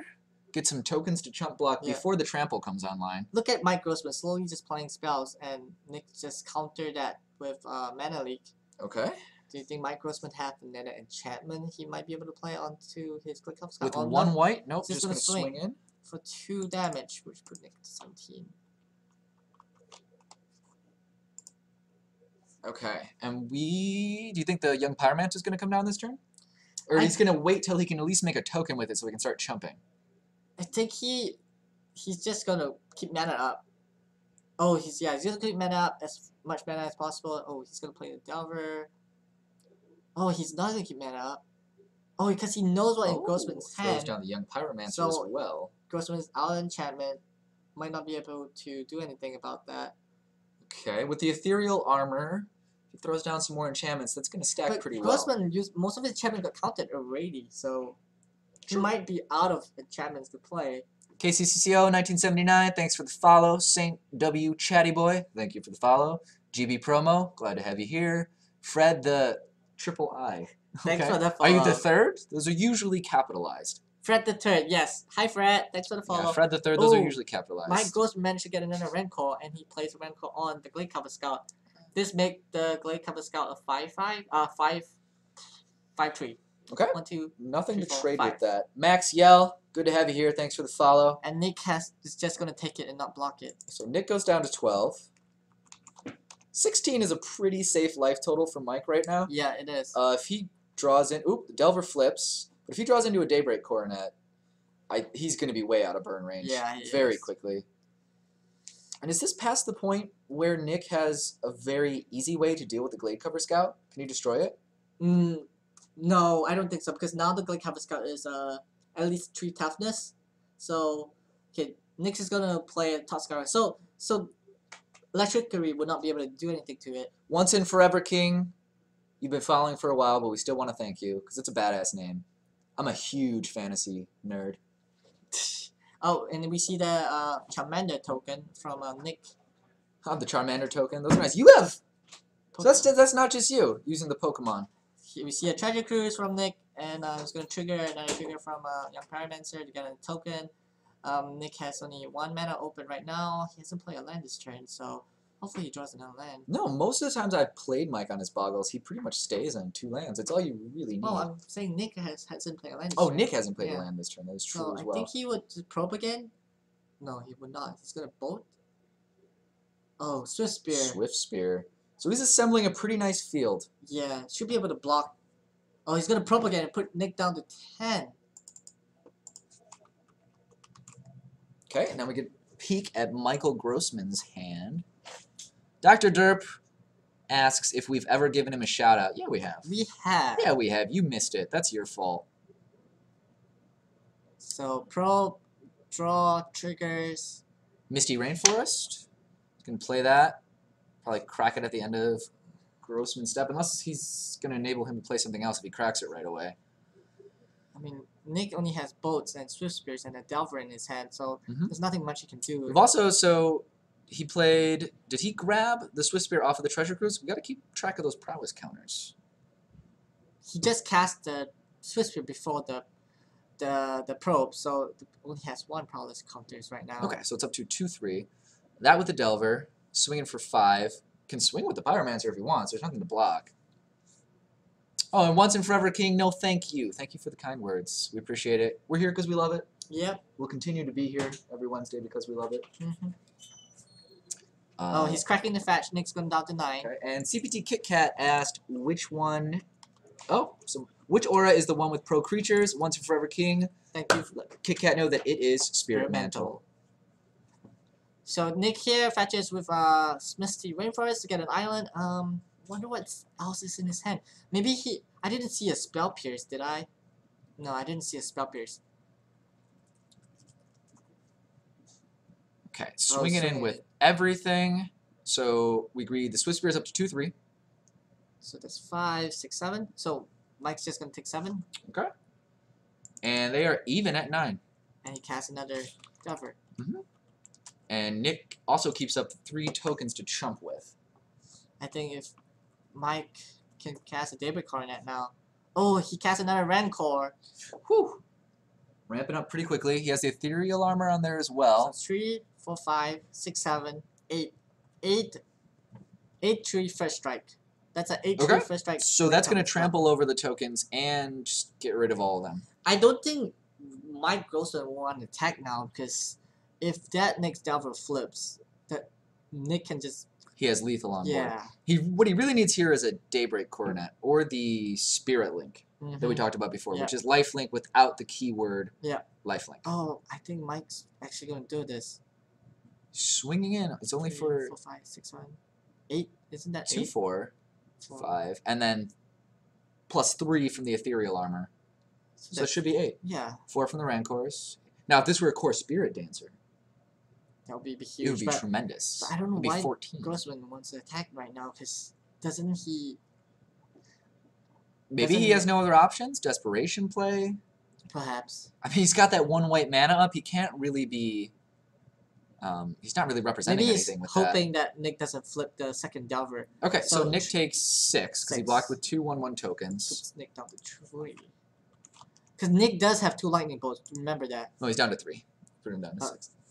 Yeah. He Nick, took 6. He's not Nick down has 2 to lightning 6. bolts. Yeah. So there we see Michael conceding. Because Nick showed him the 2 lightning bolts, and then we have it. Blue-Red Delver winning the game against Boggles. Blue-Red Delver takes out the dreaded Boggles.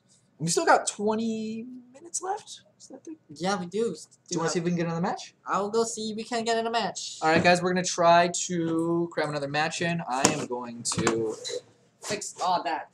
rep the promo again because I'm sure you guys want to see these remands all day. Again, courtesy of MTG Card Market, we have a play set of 4 remands that we will be raffling probably after next round. Have to be followed, and then simply follow the directions for the raffle that are going to pop up in Twitch chat. It's very simple, and if you win, you get 4 remands delivered to your home by a mailman, not by any of us. We're not going to do that because that's bullshit. Are the remands Ravnica? I don't. What is this set symbol? You tell me. Is that part of Ravnica? It looks Ravnikian, possibly. I actually don't know what the where. Once and Forever King, give raffle information. It's going to be really simple. After the 3rd round, the instructions are going to pop up in Twitch chat. We'll alert you. We'll be talking to you. We're going to talk you through the process. It's going to be really comfortable. You're going to be fine. It's going to be okay. And really, all you're going to have to do is type !raffle. You get entered, and it's fully random. But again, we are rooting for you, War Hero, because we know that you need these to complete your deck. We know. Ukabuka Lalatu says, in the meantime, raffle off Sydney's foil Boggle deck. I won't do that, but I will show you. So Sydney's not, he loves his foils, but he's not selfish with them. Darhawks, Leonard D, thank you guys for the follows. Glad to have you here. Sydney just recently came back from GP Milan, and he got me a playset of these. Italian promo Path to Exiles for Soul Sisters, which has been getting a lot of love in chat, and it makes me feel great. Proper imprint, thanks for the follow, glad to have you here. Right. Let's take a look. So we're going to try to get you guys another match. I know there was some interest in seeing Storm, but for people who just joined chat, I want to give you a heads up what we have the possibility of seeing tonight. But first, Novocaine 42, thanks for the follow, glad to have you here. Braun Brosidian, beautifully masculine name, glad to have you here. Bogles.Kiki-Pod are up next. Okay, and Zeke is here.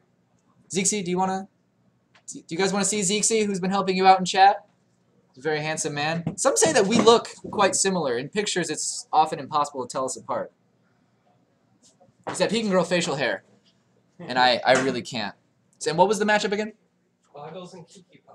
Okay, we're going to see Boggles and Kiki-Pod before this round is over. The next round, we had some interest in seeing Storm.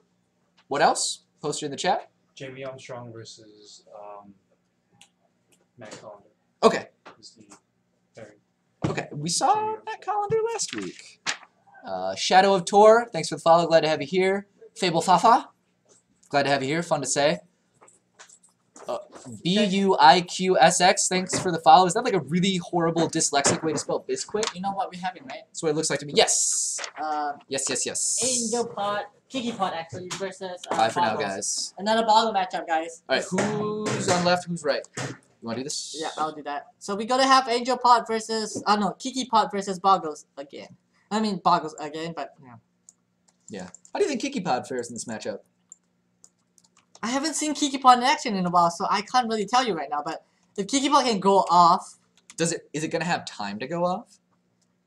a little rough. Could we see the only card I actually like in Boggles, the Core Spirit Dancer, doing some work, killing Kiki-Pod before it has time to go off? We might. Because Core Spirit Dancer, as we have talked about, kills far faster. And this is not Michael Grossman playing Boggles. This is the other Boggles player. It's Matt. Actually, guys, twist. Michael Grossman is every Boggles player. Michael Grossman is every Boggles player. So we're just going to keep his name up there because, no, it is Matthew Collender? Yep. We saw him last week? Yep. Was he playing Boggles last week? He was playing Boggles last week, and he went 4-0 with Boggles last week, guys. Oof. Yeah, Matt Collender, 4-0 last week with Boggles. Matt Collender against Jamie Armstrong, who's playing Kiki-Pod. Fred, if you're still around, if you remember Jamie's playing right now. Okay. Icy Pie says Boggles are the best card in Boggles. Well, I mean, Glade Cover Scout is the same thing. No Boggles. So it shares. Cuter. It's cuter? It's a disgusting creature. It's not. It's all legs and it's all bent and so rotund. It's just disgusting. Oh, Fable Fafa asks, can I join the raffle from Europe? Mark is the one in charge of mailing out the cards. I am going to let him answer that one if he is in chat. He will help you out has on the raffle that. started? No, people are just raffling preemptively, I suppose. So, Matt Collender is on the play right now. This is game 3. Boggles. Matt's on Boggles. He's going to go on the play. Jamie is on the draw with Kiki-Pod. Okay, and are they both 1-1? Yes, they're 1-1. This is game 3, and they're 1-1. Boggles, Prenosaur says Boggles is almost as cute as Sydney. Who is Prenosaur? Dr. Derp, the raffle has not started yet. We're probably going to start it after the next round. Yep. Right? After the end of round 3? After the end of round 3. Hi, Fred. Fred, it's Jamie, your friend. Fred says he misses us in Chicago. Come back. Yeah, I never met you. Fred. I never got to meet you. Come back. Okay, I think they're going to start. Yeah, and we have everyone raffling in chat, but the raffle has not started Fred yet. has not started, guys. Preemptive, guys. Jeez. Yanatoy, thank you for the follow. Deadly X Sin, thank you for the follow. Glad to have you here. And I believe we missed Mac938. Mac938, thanks for the follow. Glad to have you here as well. Calixil asks, anyone know why Boggles doesn't run Path? Some Boggles lists do, some don't. Some run in the sideboard. I don't. I just want to just combo off with my enchantments. It would have been nice to get rid of those Delvers. No, I'll just beat you down. Yeah, it really just slows them down from the game plan. They'd rather have another enchantment. Yep. Because by the time they want to path some things, that there's a big enough threat out, Yeah. they're like, okay, are you more threatening than a 12/12 Boggle? first strike, trample, lifelink, vigilance, Boggle? haste, reach, There's no double haste. indestructible? There's no haste Boggle. It doesn't matter. No. Thanks for the follow, Could have it Mikey, anyway. for wives and Jazz Puppet. Much appreciated for the follow. And Matt Monstar and Xenox 42. Thanks for the Not follow. Xenix. Spriggs, can you tell us what's going on right now? Are they mulliganing? Obi's presenting his deck for the cut. Yeah, I didn't see if he drew. We'll have to ask Zeexy. Peggy, Mike Gordon says Peggy Hill is my Boggles deck name. What about that character made you choose that name? I'm really interested in that. What? No. Okay, fine. Okay, we're talking to Zixi, trying to see what's going on with the match right now. I think they're mulliganing. I think Jamie's going down to 6. Were these the clear sleeves that caused controversy last time? We talked about how those may cause a Jamie re-sleeve in Armstrong tournament. was playing with clear sleeve, but since Sherwin didn't give any, saying any, didn't have any problem with it, so I think Jamie Armstrong is fine with playing those clear sleeves, guys. And while we are, they're shuffling up. Air Tony 7 asks, any interesting brews? I would say the Jeskai Geist Splashing Black is probably one of the most interesting brews we have tonight. We also have Mono Green Elves. Okay, and we see Matt start off Temple Garden Shocked, bringing him down to 18, and a Glade Cover Scout. We literally haven't seen a Boggle yet in Bogles. Oh, Mike Gordons says that Peggy Hill in King of the Hill was a Bogles champion. Bogles the word game. That's very clever. And we see Jamie leading off with a Windswept Heath fetching for a forest on his turn. Okay. Kiki-Pod. What's the game plan? Kiki-Pod. They just want to pot into Kiki and just combo off with Kiki and a Disphere Except or a Restoration Angel. Can he make it that far? What does Kiki-Pod keep in other combos? Does it have other combos that it keeps in? No, it doesn't have other combos. I don't think it relies mostly on Kiki? Yeah, I mean, we don't know that about his deck list, but just in general. The archetype relies on Kiki. Yep. And then we see Matt playing a Wooded Foothills.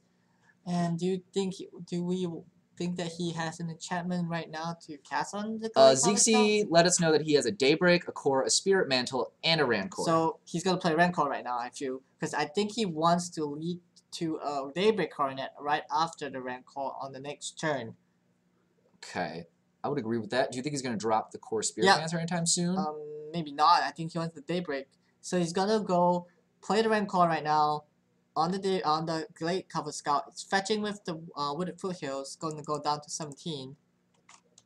Okay, and Dr. Doug Trio said Kiki has Zealous Conscript and Restoration Angel as well. For a second combo.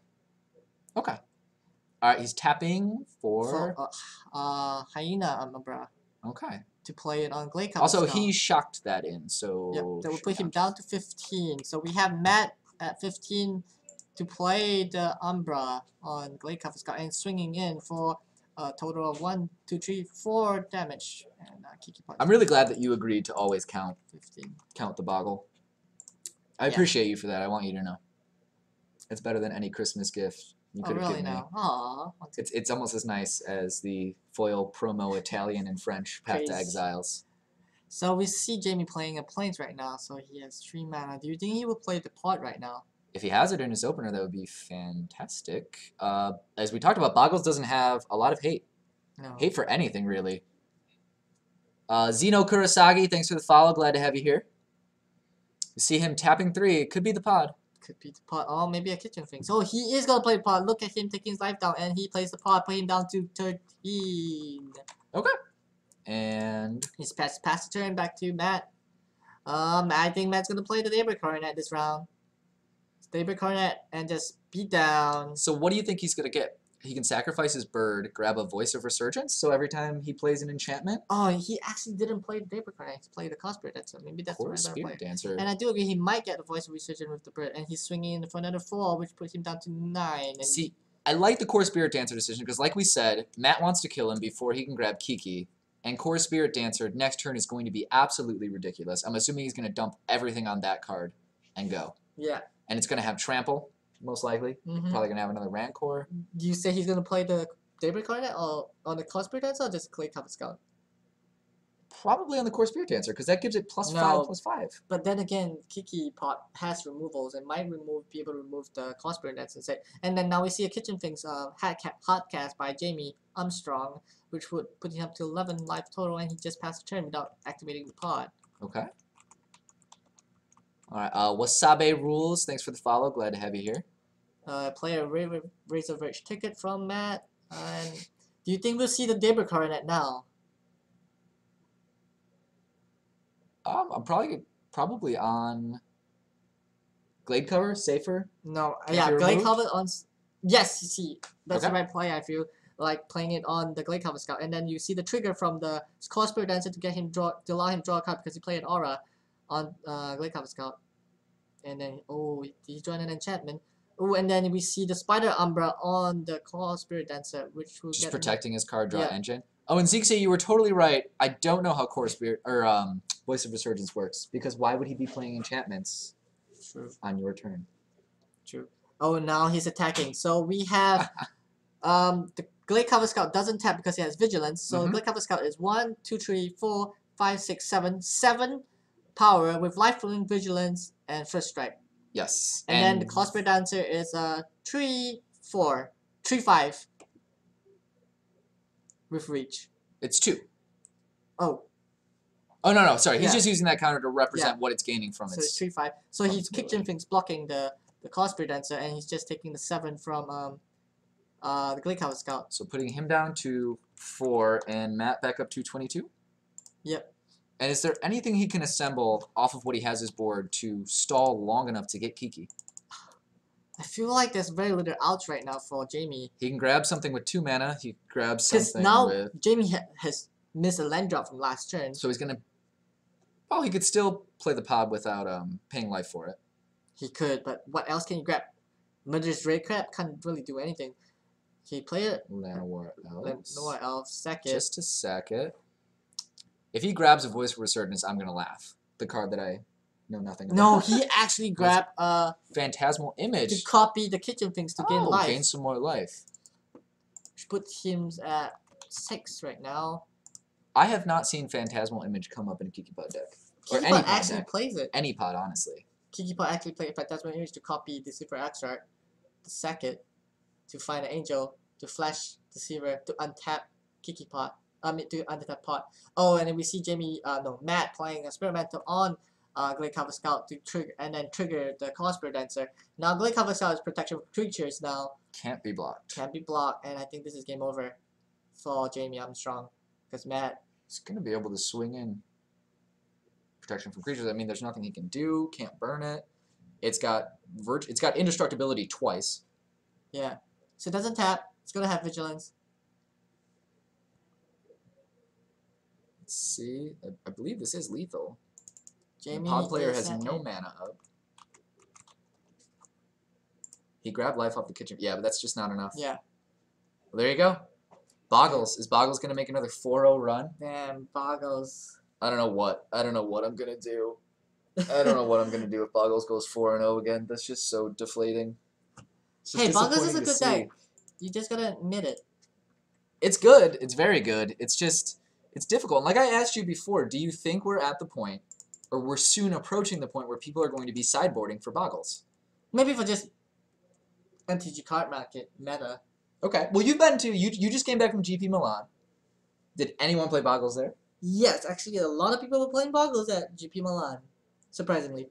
How far did Boggles make it?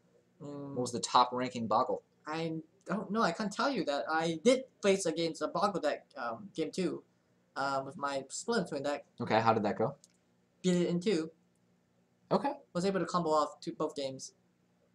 And that's fun. Okay. They're just too slow, the Boggle? I was too fast. You were too fast. No, I'm just kidding. Guminator5039, thanks for the follow. Glad to have you here.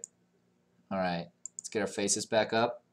Show the remans again. Showing the rematch. Get the people all hot and bothered and excited. Once again, we're here streaming live from MTG Card Market, and we're giving away a playset of remans. We're gonna have the raffle in Twitch chat after the 3rd round, and this playset is courtesy of MTG Card Market. Check out their Facebook. Show them some love. They're doing this because they love the community. They like the stream. They love the game. And obviously, they have a great turnout for Modern. So if any of you guys are in the Chicagoland area, come check it out. On the north side, hell, I'll drive you if you're somewhere else, if you're on the south side. Yeah, add me on Facebook. I'll drive you here, and I'll play you with my janky Soul Martyr Sisters. proc deck. It's not that janky. Sydney built me. It's not janky. It's too good for me. It's above me. Right. Greg Pino, with an interesting twist on the exclamation point raffle, has typed exclamation point waffle. Mark is the one. He's the mastermind behind this whole thing stream. He's also the one that mails these cards. So I will ask him if we can start mailing waffles. Wonder waffles. I mean, it's not really that's. We'd have frozen to do waffles. frozen waffles. We'd have to do it like packed in dry ice, syrup separate. So that's good. And now we have exclamation point eggs. I mean, we could honestly just mail I an think we entire can breakfast mail out. eggs, but not mail waffles. And we have a total of 125 viewers today, guys. Thank you for staying tuned with us. Yeah, we're glad to have you all here. Glad the stream is growing. Mm-hmm. We love the game. You love the game. We talk about the game. It's fun. It's fun. And let's go back over the deck list. Let's see what people want to see. Yeah, what do you guys want to see for the next feature match, y'all? Storm. Storm was popular. Storm? I only saw one guy asking for Storm. It's on the first page. It's on the first page. I've been scrolling all the way back in this little... I'm still getting used to this camera. I've been scrolling all the way back. It's on the first page. There's our deck list. Sorry. I won't make you read it. I'll read it out loud to you guys. BBOUSM. There's no living end players today. Yeah, we do not have living end today. Yeah, no more Bogles. Yeah, we've seen both Bogles. No more Bogles. No more Bogles. No more Bogles, guys. We saw Jeskai Control. Saw Kiki-Pod. We have Angel Pod. We have Scapeshift. Scapeshift was something we didn't see last week. I have Scapeshift. No Affinity tonight. Sorry, guys. No Affinity. Yeah. Affinity went 4-0 last week. No Gives deck. There is supposed to be a Gives deck kind of player with Jeskai Ascendancy. With Gives on Given package in the sideboard, but he's not playing tonight because instead... Oh, yeah, that's Zixi. Zixi. Talk to Zixi about gifts. Yeah, that's his he was entire supposed to be sideboard for Jeskai Storm. We have 2 votes for Scapeshift, guys. Scapeshift? Yep, Scapeshift. 8 color control. Let's do it. Sultai Reanimator, says Zixi. Scapeshift versus Storm. Let me see. He's making fun of me because that's the first deck I ever tried to build. I have a vote for Elves, the Black Jeskai, which we mentioned before. Storm with a screamy face. Really sending that message home. No love for Pot? We might be We able saw to Pot or see... we saw Kiki. We saw Kiki-Pod. We might be able to get Cameron on the next feature match if you guys want to see Scapeshift because he's playing Primeval Scapeshift without the cryptic commands. Alright. You want to see that? If you guys want to see that. Storm versus Scapeshift. If we could control who played who, that'd be awesome. But we can't. Yeah. Oh, actually we can't see that because the last round, Storm already played against Scapeshift. Ben Bowl was playing Storm against Cameron Siri, who played Scapeshift. So I don't think we'll be able to see that happen. We can tell you who won. We could tell you who won. Storm versus Scapeshift. I could ask. But why don't you go see if we can get I'll go Scapeshift? see if we can get Cameron Siri on the next feature match. Okay. Be right back after, guys. While he promotes more. We're gonna see if we can get Scapeshift on camera. Icy Pie asks any Angel Pod. We do have an Angel Pod deck here. Angel Pod, Kiki-Pod, and I believe those are the only 2 pod decks. We had a lot of pod last week. We had like four pod decks. Let's see. Again, we have the Bogles, which are doing really well. 2-0 already. I don't think you can stop the Boggle train once it's gone this far down the track. I would say the brewiest deck we have is Jeskai Geist with black. So 4-color Geist. And I don't believe... Do you know, is that the same guy that played that last time? Maybe.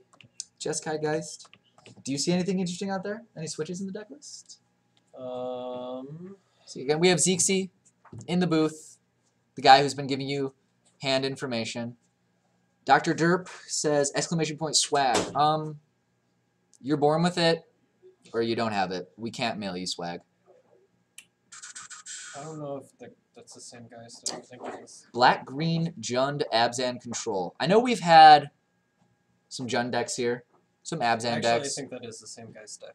The same guy's deck? I'm pretty sure it is. Okay. Maybe do some investigation on that. But today we have a pretty meta turnout. There's a lot of meta. Yeah, we have a lot of meta. We have a very meta turnout. We could see Elves. I don't know. Has anyone not heard about the Elves? There's mono green Elves. Pretty interesting. Watching people play like 4 mana dorks a turn, and then waiting to do something with those mana dorks. Fable Fafa says you want to see that black Jeskai deck. Scapeshift 1-2-0. He beat Storm. Okay, so we're gonna see Scapeshift the next round. Update. Scapeshift is going to be the feature match, and Scapeshift beat Storm 2-0. Yep. All right, Sydney, why don't you get in front of the camera? Come on, man. Get over here. I was just showing people the foil promo Path to Exiles. Is one of them French?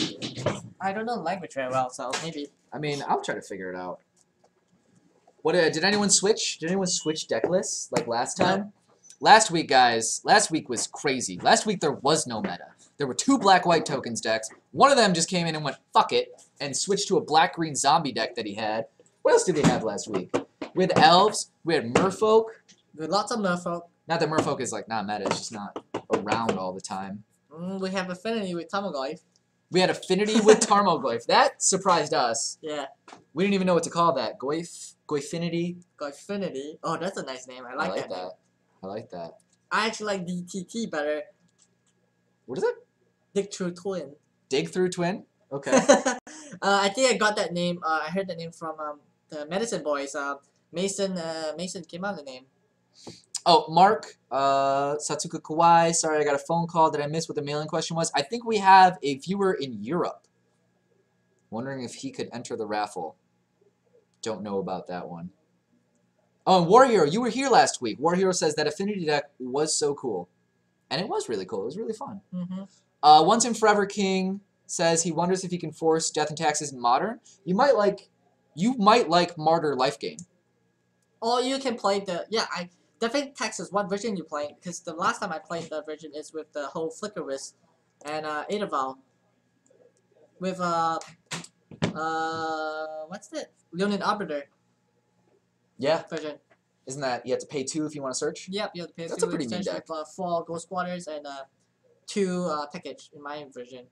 Okay. And Yanatoy asked, this is a question directed toward Mark, I'm from Canada, can I enter the raffle? I don't know about that one. Yeah, That's for Mark's in the stream. Yeah, we're asking. Mark have to answer that to Yanatoy. The one target says Rock Soul Sisters. Do it. Rock Soul Sisters. Soul Sisters is fun. So Mark just replied, he said he mails to Canada, so he guess he can mail to the... You heard it here? Europe is cool too. Yeah, Europe is cool too. But slow down with this multiculturalism. We gotta slow down. We gotta keep this American for a while. Hey. No, this is great. I don't remember who said he was from Europe, but where are you? Where are you from in Europe? That's interesting. Everybody is... The raffle hasn't started, guys. From I wonder where the guy from Canada is. Wherever he is, it's cold. That's really all that matters. And they probably speak French, which I think one of these exiles is French. I'm gonna look at these right now. Okay. Sydney, to see. will you build a modern gifts deck with me? Modern gifts. Yes. I think we had some people asking about gifts. Do it. Do it for stream. He'll build it, and then Zekezy, you'll have to play it. I'll play it. You'll have to play Modern If you Gift. build me a modern gift. Will you do it, Sydney? Will you build it for Zekezy and for stream? Sure, but it's a Tron version. Okay. Oh, okay. Tron gifts. Tron gifts? Sydney's gonna build it. Zekezy, the guy that's been giving you guys hand information all night. He's gonna do it. Oh, Xenox42 said he's from Germany. Look at this, look at this. I have, Sydney got me these two. Foiled German Ajani's Pridemates. I can't pronounce that. Ajani's Rudelmitglied? Rudelmitglied. Immer wenn du Leben spuckte, Dauerhaust, kannst du ein +1/+1 Marke auf Ajani's Rudelmitglied legen. Wow. I just can't believe that. That was beautiful, and Xenox is going to tell me that was beautiful. Bisquick says he legit lives in Sydney. Not in me, right? And Maxi Owns is asking, do we mail to Australia? Again, I'm going to let Mark answer that. He said Europe is cool.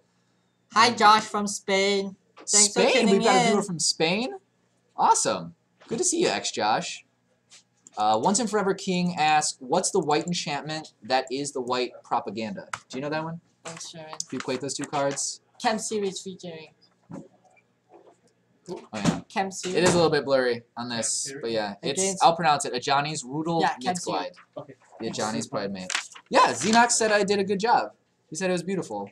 War Hero, if you're in Chicago, War Hero 322 says he lives in Chicago. If you're in Chicago, you should come by MTG Card Market.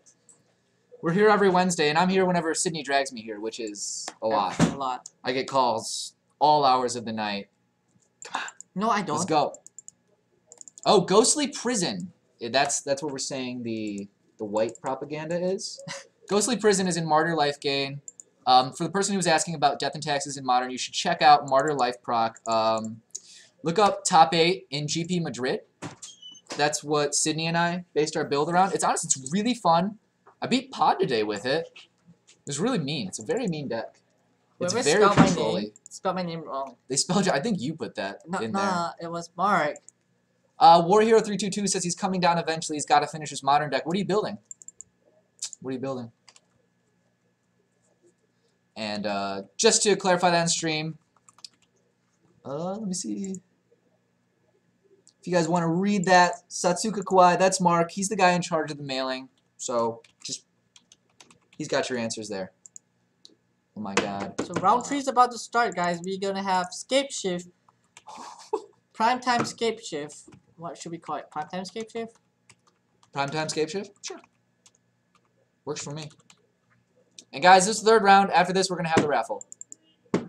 And Once and Forever Queen I'm sorry, asked, guys, but Primetime Scapeshift got paired against Bogles. Oh! Is it Matt Callender or is it Mike? Matt Callender. Okay, you guys wanted Scapeshift. It got paired against Bogles. But we have a chance to watch Bogles lose. How does Scapeshift beat Bogles? It's trying to stall until it can shift the scape. Yeah. That's about it. Oh, you're covering chat, Sydney. I can't see what they're saying. Sorry. XJoss1991 asks, is there anyone playing or brewing Esper Control? I'm gonna turn off the booth, guys. And he says that so far he has made 3 top 8 in GPT with Esper Control. Well, first off, congratulations. I know Sydney is playing Esper Control in Standard, right? Yep, I'm playing Esper Control in Standard, but I don't really play Standard much. And we have Icy Pie already cheering for the Boggle. XDN Fanatic cheering for the Boggle. Tall Trip 23, thanks for the follow. Glad to have you here. And we are starting now. KitKat started hashtag Boggle sucks. Woo! Last week, I loved it. I told you guys how much I hated Bogles. You guys came at me with some beautiful Bogles hate cards. The best among them, I think, was Patrician Scorn. Basically, white back to nature. And Icy Pie has countered that with hashtag Bogles rule. So we're gonna see who wins out on that one. Yeah, it's all my fault. You guys wanted to see Scapeshift, Primetime Scapeshift, but he got paired against Bogles, and Bogles is doing really well tonight. Matt playing Bogles really well. Really good pilot Bogles. If I'm not wrong, he told me that this is his 2nd time playing Modern. First time playing Modern last week and went 4-0 with Bogles, and now this is 2-0 with Bogles. This is game 3 playing against Cameron Series, Primetime Scapeshift. Primetime Scapeshift doesn't play Cryptic Commands, and he plays Primeval Titans. 2 Primeval Titans, if I remember correctly, that's what Cameron Series told me. Okay. And does Matt play any other formats? Because he's playing very skillfully. Well, I don't want to demean him, but it's hard to glean skill from watching someone play Bogles. I don't know. I never really went in depth and asked him any of those questions yet. And Gibuism says, I told you Patrician Scorn was good. And you did, and I looked it up, and I showed it to my friend who's a Bogles player, and he just said, fuck. That's all he said. And he didn't talk to me for about 2 days. Okay, the round is starting, guys, and here we have round 3. Cameron Series, Primetime Scapeshift against Matt, who's playing Bogles. Okay, and I think Scapeshift is hoping to see Bogles mulligan. Because as we talked about before, big weakness of Bogles is inconsistency. You don't have a good opener. If you don't have it, it's too risky to not keep one and just keep drawing lands or enchantments. Whew. Yeah, I agree. Let's see. He's looking at his opening 7. And looks like he's going to mulligan. Yep, Bogles is going down to 6, and this is never a good sign for Bogles because, like I said before, with Michael Grossman was playing Bogles earlier, and then he had to mulligan down to 4, and it was really rough for Bogles because, like we say again, that Bogles' consistency of drawing mulliganing is really bad. Yeah, but 6 is okay. I think if he sticks at 6, gets a good hand, still it's rough. He could be okay. And Scapeshift is on the play, maybe. Okay, Scapeshift's on the play, and unless Scapeshift main decks Pyroclasm, Matt is gonna be in a lot of trouble. It's true, definitely true. So Scapeshift, primarily red, right? Yeah, primarily red, green. No, primarily green. Primarily green. Yeah. Okay. With actually red green. Yeah. So here's the issue. Scapeshift is looking for a magic number in their opponent's life total. Yeah. Somewhere they can get them down to where they can shift the scape and win. Mm-hmm. But if Bogles draws a Daybreak Coronet, a single of its 4 presumably main-boarded Daybreak Coronets, or 1 Spirit Link, and starts getting that life gain, that's really going to mess with Scapeshift's plan. But then now we see Matt mulligan 6, so it might be rough for Matt unless he really get that guard draw. This is his mulligan to 6? Is he going to mulligan to 5? Do we see? This is a 6. I think he's keeping it. Keeping 6. That's good. Okay, Cameron Series leading with a Steam Vents tap, passing the turn back to Matt. What does Scapeshift have that could get rid of a Core Spirit Dancer? Damn. If Cameron series playing lightning bolts, he might be able to use lightning bolts to get rid of it. And without Cryptic Command, Without Cryptic Command, what happens? most of the spells will be resolved on Bogles' side of the table. So we see Matt fetching on Cameron's turn with a tap Temple Garden. And Zeke let us know that Matt does not have any creatures in hand, only enchantments. So presumably hoping to draw a creature, which we said is very, very, very, very dangerous. It is very dangerous. But then again, Scapeshift takes a while to build up. But I feel like Matt should ideally want to have a creature board to start beating down. Oh yeah, he needs to beat Scapeshift before it goes off. This is perfect for Scapeshift. And then again, and on top of that, Cameron series playing primetime Scapeshift because that means he has Primeval Titan to search for more than one Valakut to put in play. Cook the Fourth says, so this raffle after this round, assume, yep, we'll be opening up the raffle after this round. Oh, and we just learned from Zixi that Cameron has a Pyroclasm in his hand. And then we see Matt playing Razor for Ticket and passing the turn. And then Cameron got fetch. Use his scouting time to fetch, putting him down to 19 right now. TDB2 is asking what the raffle's for, a playset of Romans. Courtesy of MTG Card Market, guys. Okay, then we see Cameron fetching for a Breeding Pool tap. Okay. So, ideally, I think Cameron will want to play a Sakurai Tribal Order this turn. Is there anything that Scapeshift can do to slow down Bogles? Bogles is slowing itself down right now. Pyroclasm. We know that Cameron series has Pyroclasm in his hand right now. It's a 1 red, 1 colorless sorcery spell that deals 2 damage to each and every creature. Okay, so that'll get rid of a Core Spirit Dancer right away. That could get rid of a Boggle, obviously. Or the Boggle that's not a Boggle. So Cameron series passes the turn back to Matt, and Matt's thinking, oh, Matt's passing the turn again. Pass the turn, okay. So this is not at all good for Bogles. He's playing right into Scapeshift's game plan. Already has 4 lands down. We're going to see the Sakurai Tribelder being played by Cameron series. Sakurai Tribelder is a creature with 1 colorless and 1 green. Has the ability to sacrifice itself to search for a basic land and put into play tap. It's a 1/1 creature. Okay. Okay, we see Matt playing. Matt going to discarding Spider Umbra. But wait, can Cameron actually do that if you go to discard? Because if you go to discard, you can't do anything. So pass your turn. Okay, yeah, he went to discard, and then he sacked the Sakura Tribelder to bring it I away. guess, maybe they know playing a short card where he discard first. Oh, where he want to sack Sakura Tribelder, then Matt goes to discard. Okay. So it shouldn't be a problem. Okay, and we still don't see a Boggle from Matt. Yeah, no Boggle. Maybe this is the game where we'll actually see the Boggle, because we've only seen Glade Cover Scouts and Core Spirit Dancers. It's still rough for Matt. Like, no creatures in hand, and now Scapeshift have 5 lands in play. This is gonna be rough. If Cameron series is able to, I think he's gonna play another Sakurai Tribelder. He's getting up there pretty quickly, and we're gonna ask Zeke if he can get a look at what else is in Cameron's hand, see if he does have a Valakut or a Scapeshift. Or a Primeval Titan would be that best. Yes. I mean, we see Matt untap, look at his hand again. And Once and Forever King gave us a list to check out for the Death and Taxes brew, and we will check that out once we get a break. Yeah, once we get a break, we'll look at it. Maybe after this round, while the raffle's going on, we'll do it. So Matt's thinking of playing. No, I already clicked it. Oh, you already saved it? Yeah. Okay, we have the list saved for you, Once and Future King. So okay. So Matt's going to discard again. I feel like Cameron needs to sack his Sakurai Traveler before they go to discard, or else he won't be able to discard. I think they maybe I think they're just playing a short card. Okay, and no Valakut or Scapeshift, but he does have a dig through time. How many cards in his graveyard? Can't see that. It's a little bit off camera, so Zeke, if you can give us that info. Okay, we see the Sakurai Traveler fetching for a forest. I feel like Cameron might be able to play Primeval Titan right now, or Scapeshift. Would that be enough? 6, 7 lands? Yeah, I think he just wants to play Primeval Titan right now because there's nothing Matt can do, and just beat down with Titan, and then search for Valakut and just He could win the game off of Titan. because Titan will still activate Valakut when he's Yeah, I mean, he'll probably... be able to activate. Honestly, he could Valakut. kill with Titan before he even finds a Scapeshift. Ooh, and turn is a charm. I think he's trying to loot.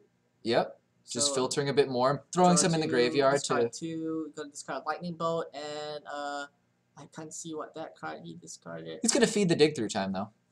Yep. Okay, and we switch over to Cameron's turn. 6 lands out He now. draws another Sakura Tribe Elder.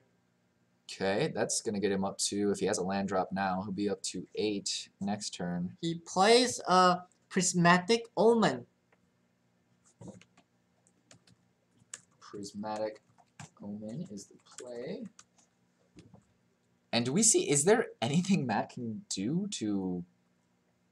I mean, he needs a guy, obviously, but say you get a Boggle, you play one, then you have room for 1 enchantment. The beatdown's going to be way too slow. So you have a Core Spirit Dancer, you tap 2 to play that. We see a 3rd land come in. It's Horizon Canopy, so we could also sack that for some value. Oh, the Core Spirit Dancer get remand. And that is not good. That was, Yep. in my opinion, just about his last So hope. for those who don't know what Prismatic Omen is, it's an enchantment card with a green. It needs a green and colors to be cast, and it says lands you control are every basic land type in addition to their other types. So when Valakut checks for mountains, Yep. they're all mountains. They're all mountains. They're all mountains. It's gonna be rough, I think. Yeah. If he finds a Scapeshift here, that's the kill. Mm-hmm. Let's see what he's got. Is that a Valakut? It's another Sakura Tribe Elder. Okay, and I believe that's a...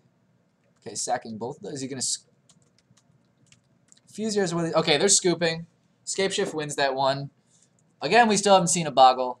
So slippery, can't even find him in his own freaking deck.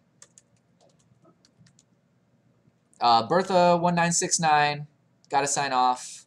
Says she enjoyed watching and tells us to get home safe. Thank you, will. Bertha. Thank you.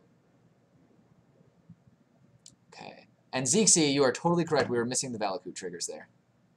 And Ukubukalalatu, Colander scooped, so Scapeshift takes game 1. And we were right. Matt was being beaten down. Life total was actually at 10 by the time he scooped. So he was super dead. Yeah, that's He was Prismatic super dead to Omen. a Scapeshift. What's Primeval Titan's attack? Would have been like 2 turns, 3. Yep. Yeah, 6/6 would have been 2 turns. So game 1 goes to Scapeshift. Poor Boggles. And it was a Boggles night, and now we see Boggles being beaten down. Oh man, I don't know how I feel about that, Ryan. Oh, this Cameron, I recognize him by his jacket. This is the first guy I ever played in a tournament. He was playing Boros Burn, Oh yeah, I remember. and I beat him with Splinter-Twin. And I had this really tricky strategy where I kept a hand with 3 lightning bolts because I'm stupid. And then the second game, he had no idea what I was playing, so he didn't play around my combo because he thought I was running a deck that was just all lightning bolts. Playing Twin, I remember that. Dark Heretic says, it's been fun watching, but I'm off, headed home for the holidays. Have a good one, guys. You too, Dark Heretic. Thanks for watching, Dark Get home Heretic. safely. Enjoy Pittsburgh. And play games with me when you're there. Tall Trip 23 asked, did I see a Leyline of Sanctity in Matt's hand game 1? Yes, he had a Leyline of Sanctity game 1. He drew that, though, Zeke, right? That was not in his opener, because obviously he would have played that, and that would have really shut down. Yeah, that would have shut down the Scapeshift. But I think he drew into Leyline of Sanctity. And he was stuck on 2 mana the whole game. How many lands do you run in your crazy foiled out Boggle deck? 21 lands. 21 lands? Yeah. That's a bit rough to only find 2 with 21 lands. Tall Trip 23, he asked, he main deck Leyline. Yes, I think he main deck 1 Leyline. I do the same too for my Boggles deck. I main deck 1 Leyline. On the off chance I get to draw it in my opening, it's always so crazy. You can start off with a Leyline, get to your opponent, tilt your opponent a lot. I mean, that's pretty much game over for Scapeshift. You gotta grab the I Primeval don't think Titan it's and swing in that with strange. It's like if you get it, you get it. It's an extra count for your ethereal armor. I actually cut 1 Spirit Mentor for that one of Leyline of Sanctity in the main deck, and I played 3 other Leyline of Sanctity in my sideboard, which I usually bring against Bird or hand disruption deck. Okay, you actually have a Leyline in your main board? Yeah, Just I one? have just one. Just one? Just one. On the off chance you get it? Yep. and then you're really, really happy, Yep. and burn can do nothing. And it's really shiny in Japanese too. Oh, it's shiny in Japanese because you guys have probably not have seen Sydney's deck. Some of you have, but if you find a card that is English and non-foil, I'll be damned. Everything's foil, Well, or I had it's to Japanese, or it's English Chinese. Cards. That'd be crazy. Okay. You can't do English cards. So for those of you who are just joining us, right now we have Primetime Scapeshift. Cameron series on Primetime Scapeshift. He just won game 1 against Bogles, Matt, who's playing Bogles. And we're going to go to game 2 right now, and Matt's going to be able to play. Yeah, you know, I was sitting here, I was kind of feeling bad for Bogles, just playing straight into Scapeshift's game plan, but then I realized it is Bogles. It is Bogles. But yeah, that was a rough game. Like I told you, Bogles is not very consistent, and if you have to mulligan, that's really bad for us Boggle players. Yeah, we absolutely saw that inconsistency on display, which is what we've talked about, keeps it from being a tier 1 deck. Icy Pie says, I still don't understand how Scapeshift works. Do you want to explain that? Scapeshift is all about Valakut. All about that. Does damage when a mountain comes into play. Scapeshift changes your lands, and you can change them all to mountains. No? No? Scapeshift allows you to sack your lands to search for more lands, and ideally you want to search for all mountains and 1 Valakut to activate the trigger, because it says that if you have 5, you control 5 mountains. For each mountain that comes after it, you do 2 damage to target player or creature.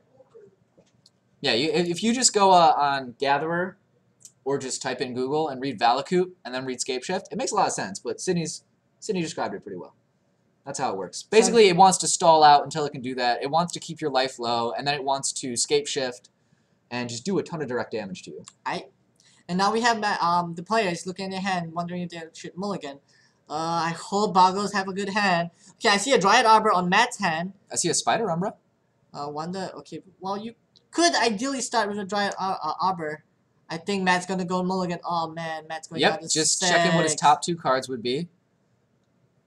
Whew. And I think Cameron Series keeping his hand. Thank you. I will click here. Okay. Thank you for the updated list. We'll check it out after the game. Yeah, once and forever, King, we will check out your Modern Death and Taxes brew. We'll all check it out. Everyone who's in chat, we will all check it out. Yep. I like Death and Taxes. It's fun. I like hateful decks. Once and Forever King asks, what raffle? We are raffling off a set of Remans. Yep, a playset of Remans from Ravnica. Courtesy of MTG Card Market, which is where we are streaming. Yep, and if you guys like the raffle during our streams, please like their Facebook page on the MTG Card Market and let them know you like the stream and you enjoy watching the stream and you like that the stream gives out giveaways and all thanks to them. Please let them know. Thank you very much. Yeah, because these giveaways have been pretty crazy. Uh-huh. Last time was a signed, foiled, altar, ponder. Some kooky stuff. MTG Card Market has one of the most incredible collections I've ever seen. Yep. And I've only seen a mere fraction of it. But it's pretty ridiculous. And Dr. Derp said, if we make it 6 Remans, he's in. So 4 for your main board, 2 for your side. Illegal. Okay, let's see. And we're also getting an Esper control deck from SJock 1991. Zeeksy posted the Facebook link if you guys want to go ahead. Like that. You could also, if you can find us on Facebook. Thanks for the follow, XJosh1991. Okay, right now Matt's still considering. Oh, Matt's keeping the hand. He's leading off with Windswept. Wooded Foothills. I'm sorry, guys. Wooded Foothills, and he's fetching. It's fetching, and I think it's shocking. It's going down to 19. Temple Garden. Got Temple Garden. Unless he just he just played it tapped. Then Cameron Series playing his stomping ground. Shocking himself, putting down to 18, and he's suspending his Search for Tomorrow. War Hero 322 says be back soon. You better be back soon. Okay. If you're not back in 10 minutes, we're done. There's no raffle. I'm quitting. I'm walking home. You're crazy. Robert Royd mentioned Patrician Scorn. Yeah, we've been talking about that. That is the best white Boggles hate card. Absolutely love it. So now it's back to Matt's turn. I wonder if he draws a creature. I can't tell what's in his hand. I hope he has... I get that he's afraid to mulligan and keep mulliganing. No, and not he's have really speed. afraid right now. If he plays a creature now, it will get Paralyzed. And I guess he doesn't get a land, no land drop, and he's passing back a turn to Cameron Series. Zeeksy said that he did not start with a land, but he did just draw a Core Spirit Dancer, but it looks like he doesn't have a second land to play that Core Spirit Dancer. And then we see Kevin Siri playing a Misty Rainforest. I saw Gaddock Teague come off the top. Oh, Gaddock Teague from Matt. Gaddock Teague definitely is not a land. It's not a land. Oh. Absolutely not a land. This is rough for Matt. I feel like this is going to not end well for Matt, the Boggle player. And then now we see Cameron Siri fetching with a Misty Rainforest, putting him down to 17. Also, Gaddock Teague would be a good hate card. I don't think he's going to have the time to play it. He's going to want to get the Core Spirit Dancer out absolutely as quickly as possible and start trying to ramp that up. Because when we talk about Core Spirit Dancer, ludicrously explosive, good card draw, but that Gaddock Teague is going to shut down the Primeval Titan. Won't be able to cast it. No, Gaddock Teague won't shut down Scapeshift. It's non-creatures. Oh, it's non-creatures. I thought it was creatures. Yeah. Oh, and now we see on and it's X in their mana cost. Yeah. Oh my god. And now we see Cameron Siri casting from suspension Search for Tomorrow, getting a basic island, doing his upkeep. Okay. Yeah, it's rough. Like joining the Gaddock Teague and not being able to get the land, it's pretty rough for Matt over there on being a Boggle player, and also not being able to draw a Boggle creature in both games. It's really rough for him right now. So I feel this is very rough, and he's stuck on 1 mana. XJosh1991, we've been talking to you. Just saw that you followed. Thank you for that. Glad to have you here. Oh, and Cameron Siri play Valakut on coming to play tapping his Stomping Grounds, and he's suspending another Search for Tomorrow. And I think he would pass the turn this round. Yep, he's passing the turn back to Matt. Hopefully draw a land or maybe a creature to save him. If not, it's just gonna be rough for Matt. Okay. Okay. And let's get a mountain. Oh no, Matt's going down to discard. He just discarded a Spirit Link. And passing the turn back to Cameron Siri. Wow, this looks like a mirror of last game. And like we said, playing straight into prime time. Yeah, and Cameron Siri is playing a Steam Vents tap. Is he playing a Steam Vents tap? Zersi. Okay, he's gonna cast a Sakura Tributter, and that is a Steam Vents tap, and I think he's passing the turn. Yeah, no reason to have that untapped. Gets it out there for Valakut to go off. It counts as a mountain as well. The Shock Lance are pretty important for this deck. Oh man, this is really rough for Matt.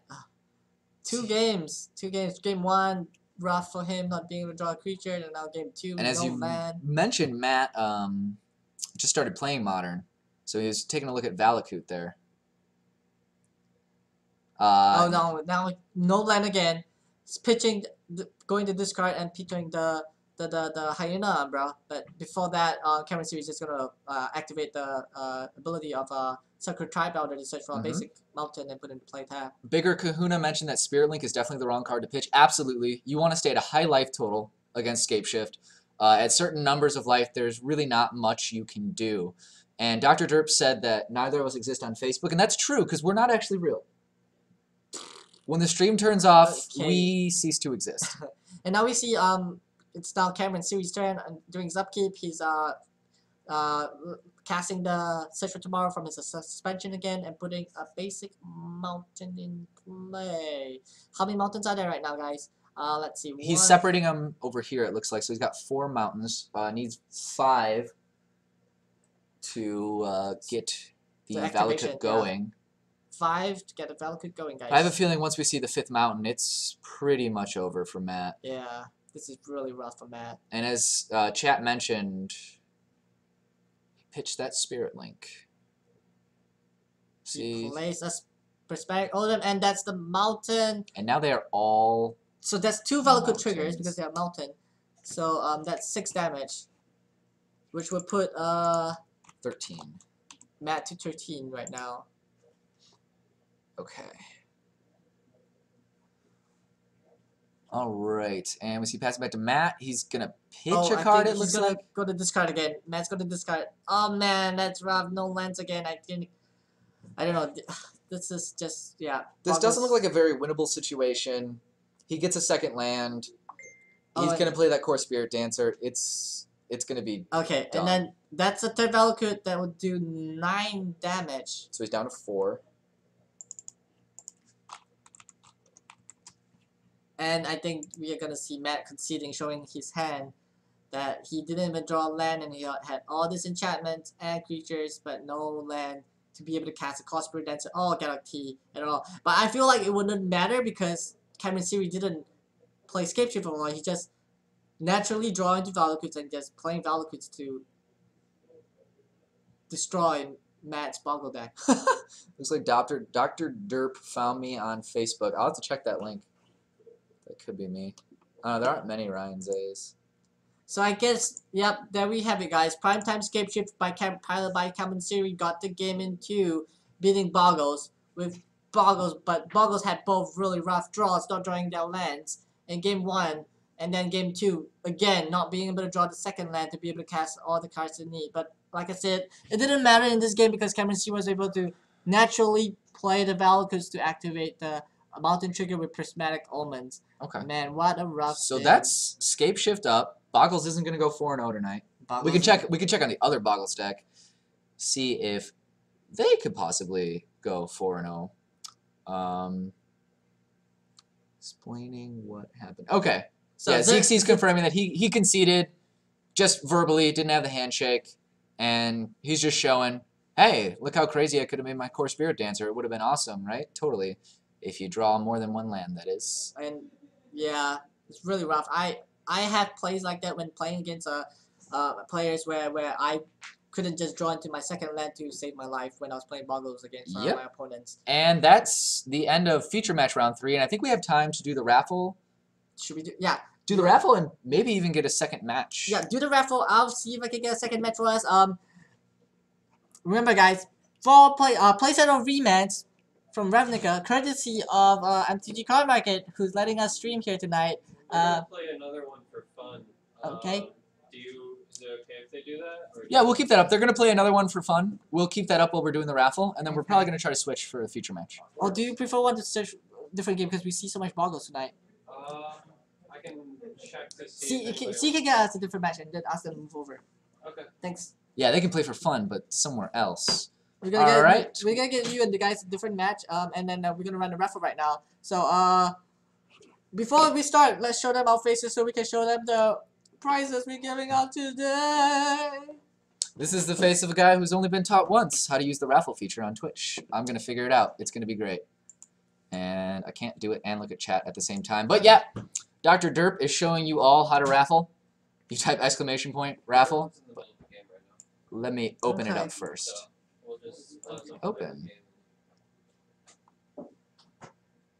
Okay, so gonna give you guys some time to do that. Hey, DevClock's back. DevClock 420. So many Good raffle. to see you raffle, again. raffle. Let's check any new follows.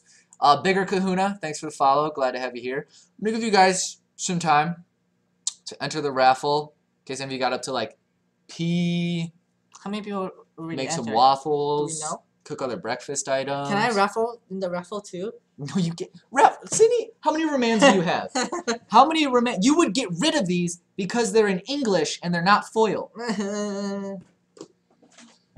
Okay. All right. Continuing to raffle.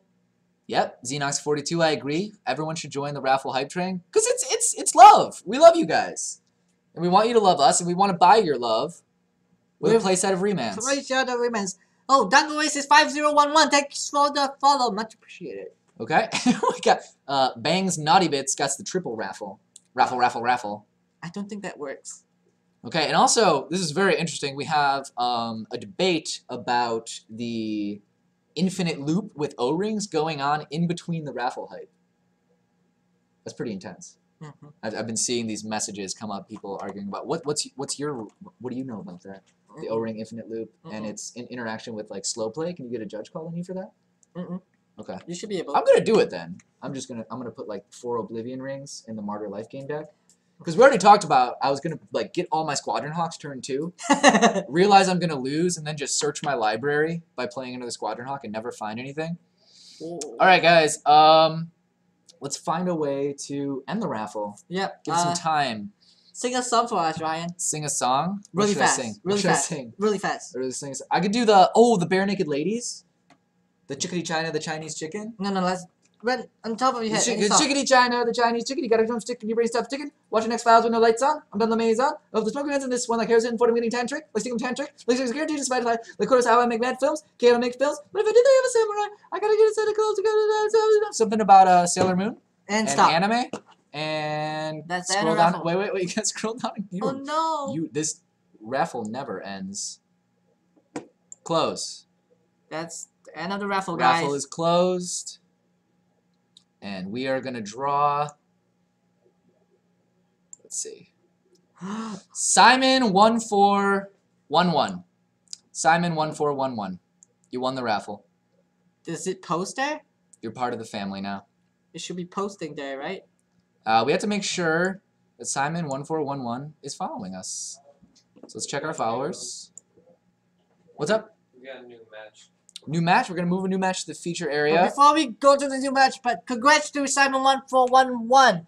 Please send us a poke message on You send them a Twitch. message Yeah, we'll first. send you a message on Twitch. And we'll send you a message, but poke us too. Because I don't think we see it posted.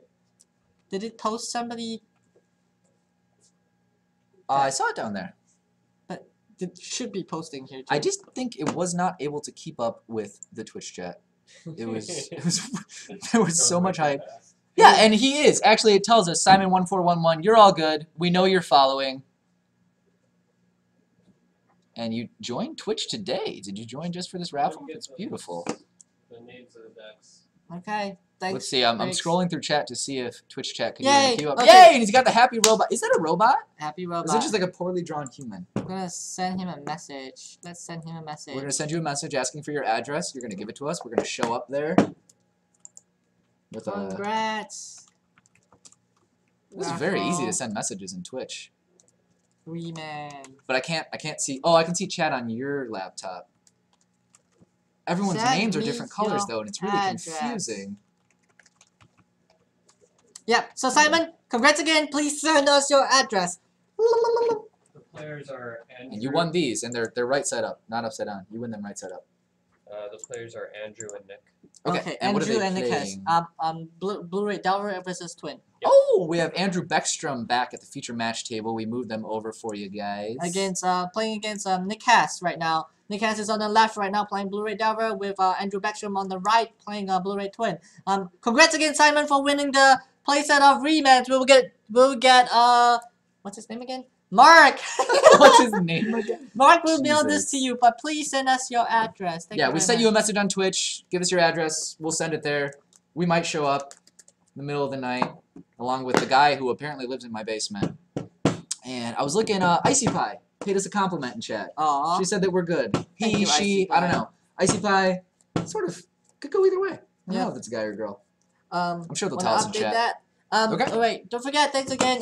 Please tag MTG Card Market, like them on Facebook. Thanks, it's all because thanks to them we are able to give away do giveaways and raffles during our stream. Yep, Twitch. and it seems like the farther we go along, and the more followers we get, and the happier the community becomes, giving away crazier stuff. Yes, It's fun. It's been good so far. It's been really good. And that's Nick Hess on the left. He is. Can you go as Ziggsy? I will do. Icy Pie's a dude. I know all the decks. Okay, he knows all the decks. Sydney's gonna get that, and I am gonna go see who's up right now in matches. Icy Pie's a dude, by the way. Just to clarify. Hi, Icy Pie the dude. Icy Pie's definitely a dude. I don't know. It was. So I guess the opponents. So Backstrom starting leading off with an island playing a Serum Vision. On he's playing Blu-ray Twin, Splinter-Twin. This is the list that Patrick Dimon was playing at GP Madrid. Same list. Let's see. Did Ziggsy let us know? Andrew Backstrom. Ziggsy, what is the match count? Who's up? Nick or Andrew? Or are we tied 1-1? Okay, we have Nick going down. Serum Visions on 18 with Steam Vents, putting him to 18. Playing Serum Visions, and then passing back the turn. And then Andrew play a Misty Rainforest and passing back the turn to Nick Hass. I'm gonna update the live total right quite a bit here, guys. Bear with me. Okay. Oh, and here we have Nick Hass playing Swift Spirit and attacking. Swinging in for 1. 1? Yep, 1. And we see Polluted Delta by Nick Hass coming into play. So Andrew Backstrom is now at 19. And they are 1-1. This is game 3. Oh, Cook the 4th is going to bed. Goodbye, Cook the 4th. Good night. Thanks for tuning in, guys. Yeah, good night, Cook. And can you scroll up a little bit so we can see if we have any new followers? I know you're doing a lot. I'm sorry, Sydney. I'm sorry. But Valdor. Valdor 19 followed. So did Blinding Haze. Good to see both of you guys. Okay. And it looks like did he crack that? Cracked the Misty. Yep, he did. And it came into play tapped. So he played the Thought Scour on Nick's enter. Yep, and as we know, Andrew Beckstrom has some mainboard dig through times using this Thought Scour as a nice cantrip to also feed that. And in hand, he has a Dispel, Is It Charm, and an Exarch. So he's got one part of the combo and a way to protect it with a Dispel. So we see Nick. Now Nick playing a scouting turn. He's got 2 fetch lands up. He's swinging in again with a Swift Spear. Just for 1. Putting See if Andrew he back. plays anything before combat damage is Yeah, he's assigned. going down to 17. Andrew's going 17 right now. Okay, nothing before combat damage. Oh, he's going to fetch. Is it before combat damage? If it's before combat damage, he's still at 18. Okay. Fetch for Island. See, he's gonna. I figured he'd try to squeeze some in there because he doesn't want to let Twin have enough time to assemble its combo components and ways to protect it. But SMF98, thanks for the follow. Glad to have you here, my friend. Okay. Plays a young Pyromancer from Nick. Okay, so it doesn't change combat damage at all. Yeah, no prowess. So we have Drew at 17 still. Okay, and Andrew's going down to 16, fetching with Mr. Rainforest for Island.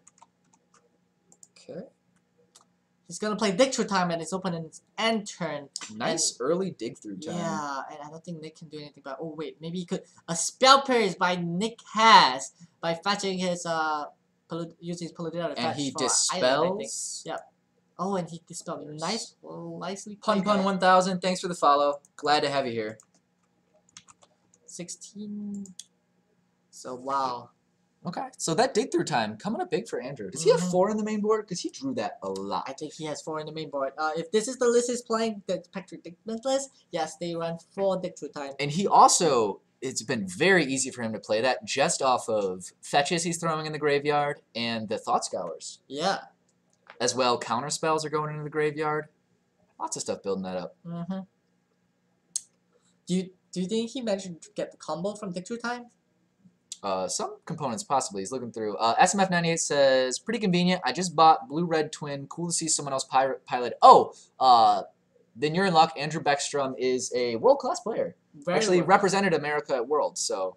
Yep. They came in 4th, if you guys didn't know. Yeah, so he's up there with the Blue-Red Twin players. Sydney, my fellow commentator, he also is a Splinter-Twin main, right? Yeah. It's your favorite deck? And you've piloted that to some top 8s and some GPs and stuff? No, not top 8s, but, No. you know. Top 1s? No, Just number 1? no. And we see... You won Worlds okay, off that, back right? to the game, guys.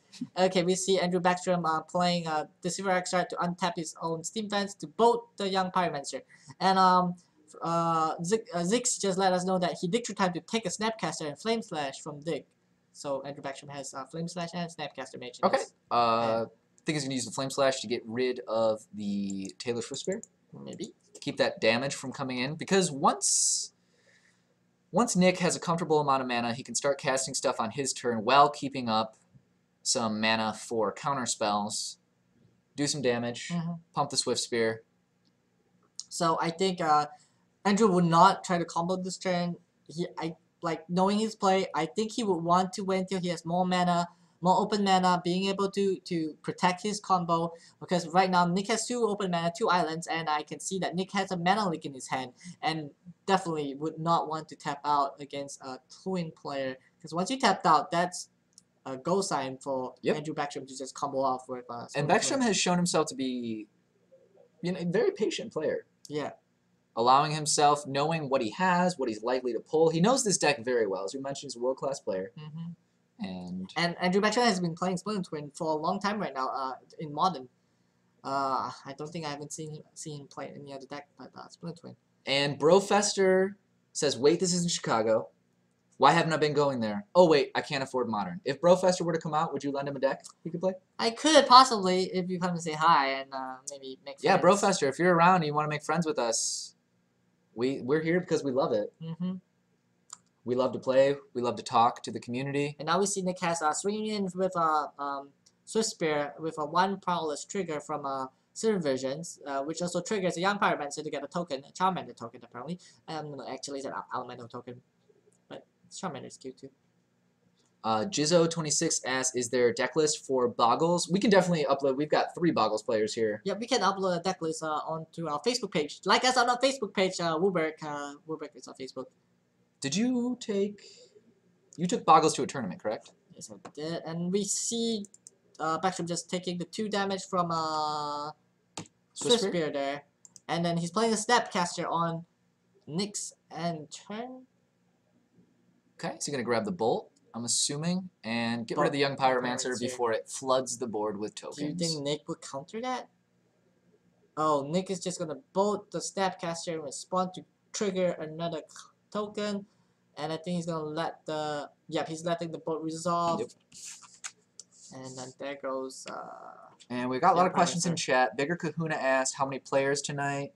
Got 3, 6, 9, 12... 15? 15 players tonight. What was last week? Like 27. Last week was 27. Today we have 15. Slow. A lot of people are out of the town for the holidays, but still, always have a sizable turnout. Yep. And SMF98, we are based out of Chicago. And Zeeksy put up the link so you can like us on Facebook. Well, you can like MTG Card Market. That's where we're streaming out of, and we are WUBRG. WUBRG. Like us on our Facebook too, not just so that you can, if you want to see the deck list. Oh, and Zeeksy correct us, 16 players, because Sydney and I can't count. So we see Andrew Backstrom playing Engineer Explosive for 1. Wow. Nick decided not to counter because there's so much open mana for Andrew Backstrom. And now we see a Treasure Cruise from Nick. This is going to trigger a Powerless trigger on Taylor Swift Spear. Yes, it is. Welcome back, Once and Forever King. Welcome back. Brofester asks if we would recommend Bogles as a budget deck. Yeah. Yes. Yeah, definitely. Or you can build Soul Sisters. I play Soul Sisters. That's my budget deck. All black-white tokens is also pretty cheap. Black-white tokens. Another Prowler's trigger from Nick with Todd Scour, milling 2 cards and giving him 1 card to draw. I believe that was a Spell Pierce. Yep, he drew into off the Spell top? Pierce. Right now, so he has 1 Spell Pierce. So we see him playing Mountain. He has 4 land, open lands, and I think he's a swing. Yep, he's swinging with all. 2 tokens, and Swift Spear is 3-4. Yeah, 3-4. It's gonna blow up the Swift Spear. It's gonna bolt the Exarch. So one of the tokens is gonna be able to get rid of that. So 1 token go in and put Backstrom down to 12. I wasn't sure if I would have blocked that turn. Yeah, Brofester, Daybreak Coronets are going to be the most expensive part of building Bogles. Yeah, it's about what? $20? 15 to 20. 15 to 20? I see Backstrom fetching with Splinter-Twin, getting a Steam Vent, putting him down to 11 right now. Soul Sisters doesn't have any $20 cards. Should build Soul Sisters. And Once and Forever King makes a good point. The best budget deck is Burn. I think a lot of people would argue in favor of that, especially if we're talking like really low budget. Mono red Burn. That's very cheap to build. Yep. Vexing Devil is going to be, if you want to get Goblin Guide, that's going to be your most expensive card. And we see Andrew playing a Serum Visions, presumably, which is a good card in general, but searching for more parts of his combo. Yeah. Ideally, he maybe want another Deceiver Exile right now, or Pessimite. Well, ideally Deceiver Exile. He might have sideboard the Pessimite because against a burn deck, Pessimites are so easily dealt with. That's why the Exarch is such a good combo piece with that big fat 4 booty. It's hard to get rid of by Born. Flame Slash can get rid of it, right? Flame Slash. Flame Slash 4 damage? Yep. And then we see Nick having to turn back, and then his Silver Vision. Isn't Delver a pretty budget deck as well? Except for the fetch lands? Yeah, Scalding Tarn's expensive. Yeah, it's Scalding Tarn. If they reprint Scalding Tarn Brofest or Blue-Red Delver, would be pretty budget. Oh, look. We see another Treasure Cruise going off now. Okay, another Treasure Cruise. We really need to get a sound effect for Treasure Cruise. Like a foghorn. A foghorn? But something We that talked about plays... it the last time. Yeah, but not something that we do into the microphone, because that would just get distorted and awful. The Cons fetches instead of Tarns, I guess for... Yeah, you can do that as well. And we see Nick like a playing... Flooded Strand? Yep, you can do that. Flooded Strand is fine as well. And we see Nick playing Delver. Well, Secrets. the namesake of the deck. If that flips, that's going to be a decent amount of damage. Yeah. But it's going to get Is It Charmed? Is It Charmed? Not going to let it live. Once and Forever King says we should get a cheesy 70-80 sitcom sound. I was thinking, like when you get those phone calls from the scam agencies where they're like, hey, you want a cruise? And they play the foghorn. I wanted that sound effect. Did I take down the live total for Andrew Backstrom where he swing with the token? Yes, he went from 12 to 11. Unless he's swung I think he swung again. Okay. Go 10. And Andrew just drew a Pyroclasm. We see the Delver being bolted. Delver flip, and then bolted, and we see a negate, negating the lightning bolt, and no response from Andrew Backstrom. We see a Snapcaster coming in. Any responses to the Snapcaster? Presumably, he's got that 1 red mana up. He's going to fetch a bolt and again I try can see to a bolt mana the leak. Delver. Does Nick want to fight this? Because Does he want to fight it and then lose out on having counter spells for the combo? Yeah, this is a tough choice. I would let the Snapcaster resolve, maybe counter the bolt, but then I do agree. He just ran out of counter spells and he's gonna make himself really defenseless. But then he can always bluff Andrew Backstrom that he still have a full grip of cards in his hand. Mm-hmm. Okay, he's mana leaking the Snapcaster. Okay, I think that might have been a bluff. Because we saw him dig through time. We know he's cast Serum Visions. Yeah, so Andrew Backstrom is going to take the 4 damage from the token, put him at 6. Token and Delver Secrets. And he plays a... Pyroclasm. Oh, that's rough. Bye, guys. Okay, and now Andrew Backstrom knows that Nick doesn't have a counterspell, because if he had a counterspell left in his hand, he would have countered the Pyroclasm. Yes. Which would make Backstrom pretty safe about, being So maybe able to that's go what the off. whole thing was for. He was bluffing. Yeah. Saying like, hey, I'm just going to target your Delver, but really I can get rid of everything. And Once and Forever King asked, what does the meta card market lean toward? It's pretty nuts. We've got everything here. Yeah. Like, I built Soul Sussers expecting to find just blue, red Delver and burn and stuff like that, but we've got like your standard, lots of standard stuff. Yeah. Your standard blue, red Delver, meta decks, and then a ton of weird, crazy homebrews. So it's pretty Boggles, there's not a lot of Boggles. There's two Boggles players, Yeah, Zeke. that's not a lot of Boggles. So I don't know. Oh, the legacy meta he was asking about. We'll let Mark answer that. Yeah, Mark will help you answer We that. have a legacy stream as well. Okay, we see Swiftspear attacking for 1, and then Lightning Bolt triggering. Swiftspear put it at 2, and It's then 5 damage. 5 damage. And put Backstrom 2. Bringing him down to 1. Oh, dangerous territory, guys. Yeah, dude, we have squirrels in legacy, as Brofester pointed out. This might not be good for Andrew Backstrom unless he can get another Pyroclasm. Yeah, he doesn't have... Let's see, how much mana does he have? He has 4 total. So I see So an Ancient untapped. Grudge. Is it? Oh, it's Flame Slash in the dig through time. I think it's going to be too slow to grab that second dig through time. Yeah. Icy Pie asked, would Infect do good in your meta? I'll let Zeke answer that, because he was piloting Malyrapod, and he preemptively took Malyra out of his deck and then lost to Budget Infect first round. So Yeah, I mean, I do see a few because MTG Card Market here in Chicago, Illinois, on 1051 West Belmont runs Modern on Friday Night Magic as well, and there are a couple of Infect players, and they do pretty well as well. Yeah. Right now we're just waiting to see what Backstrom is going to take from dig through time. He's still considering, because we do see a Flame Slash in the set of 7 cards over there. Hoping he can find, if there's a Pyroclasm, would be really good right now. So, what is Andrew looking for here? What's his out? He's at 1 life. Nick's at 16. At He least needs a to- Pyroclasm.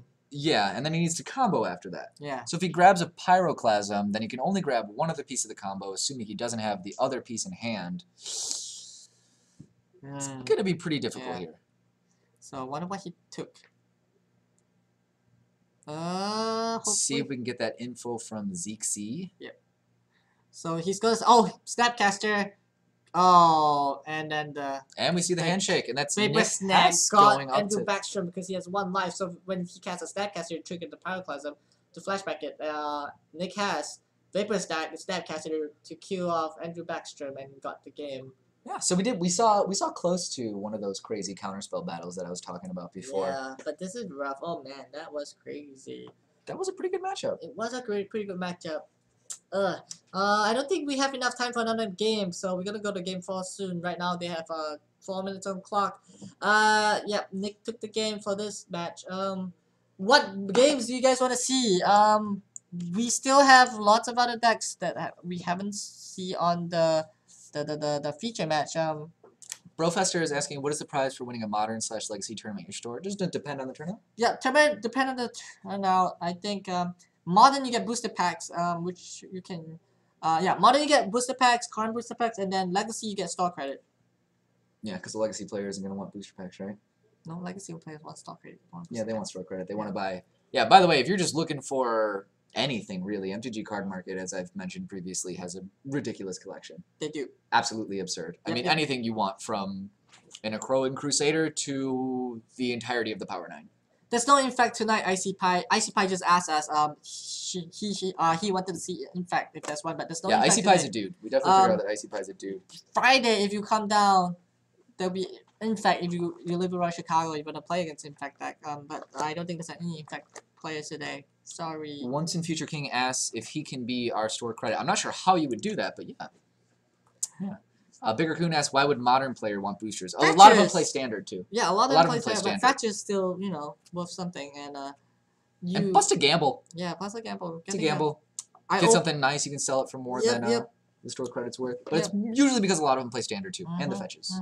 With cons right now. Oh, we were saying we're gonna look at the Death in Texas deck? Oh yeah, let's take a look at the deck list. But before that, let's ask what they want to see for the next match. Okay, you ask them that, and I'm gonna look So we still have American Guys. We have Jeskai Twin. I don't think we want to see a twin deck, do we? Blu-ray Delver. We have Angel Pod. Scapeshift Control. Elves. Do you guys want to see Elves? Storm? Do you guys want to see Storm? So either we see Storm or we see who's in who is You have to make sure there's X and O. You have to make sure they're still here. Some drop? It seems like it's clear now. Yeah, people are dropping. Angel Pod? Okay, I will see if we can get Angel Pod because I just found out that some of the players have either dropped out, maybe they're not doing too well. But I know that Elves did pretty well tonight. I'm gonna get Zixi to check whether we can get Elves in our next feature match for round 4. Or Storm. Ideally, Elves or Storm. Yeah, Elves was doing well. Elves was accent. It was 2-0, and I'm not sure if he did well in round 3. So hopefully we can get Elves for us. Ryan's coming back. I'm gonna go out and see if we can find the Elves player. Yep, and I'm gonna take a look at the Modern Death in Texas brew. I believe it was submitted by Once and Forever King. Did you say there's Elves versus Storm? I'm seeing that. No, there's no Elves versus Storm. Oh, how sad. How sad. Okay, I'm gonna take a look at this Modern Death in Texas brew. Elves versus Pod would be cool, Icy Pie. So I see you got an Aven Mind Sensor, 4 Bramaz, some Dryad Militants, Kataki, Magus of the Moat, Crusader, Talia. Some good hate in there, but I think it needs more hate. I would look up... We got Elves. Elves? Okay. And have you taken a look at the Modern Death in Texas brew yet? I think it needs... Leonin Arbiter is a good card. You already have Aven Mind Sensor in there. Let's see. Why the 4 Bramaz? Why the 4 Bramaz? That is true. I am almost wearing the same shirt as Andrew Bigstorm. Once and Forever King pointed out that I am. Yeah, Bigger Kahuna. I'm gonna agree with him. And Once and Forever King. I've been calling you Once and Future King. I'm sorry. You're Once and Forever King. I would agree less Bramaz. You only need like 2. Because you bring him in once you've already hated them down and he just builds an army and then he's kind of your win condition. Look at some other chords in here. Other chords. The swords, I'm not so sure about the swords. If anything, maybe in the sideboard. The Mirren Crusaders, again, maybe not in the main board. Black-green, like that's going to be great against the Rock. But, oh, and Zexi's letting us know that the Elves player has cool hair. Well, I think there's already enough cool hair on stream right now. I think the Sarah Avenger could be switched out for a more hateful card. I'm trying to think. Something that City and I have been looking at is Grand Abolisher. To show up in some white control decks, slows your opponent down, protects your guys a little bit. At the very least, calls some hate. The Kataki, I think your Stony Silences in the sideboard are enough against Artifact. I probably wouldn't play that one Kataki in the main board. Let me look at the Dryad Militant. Instant or sorcery would put into graveyard from anywhere, exile it instead.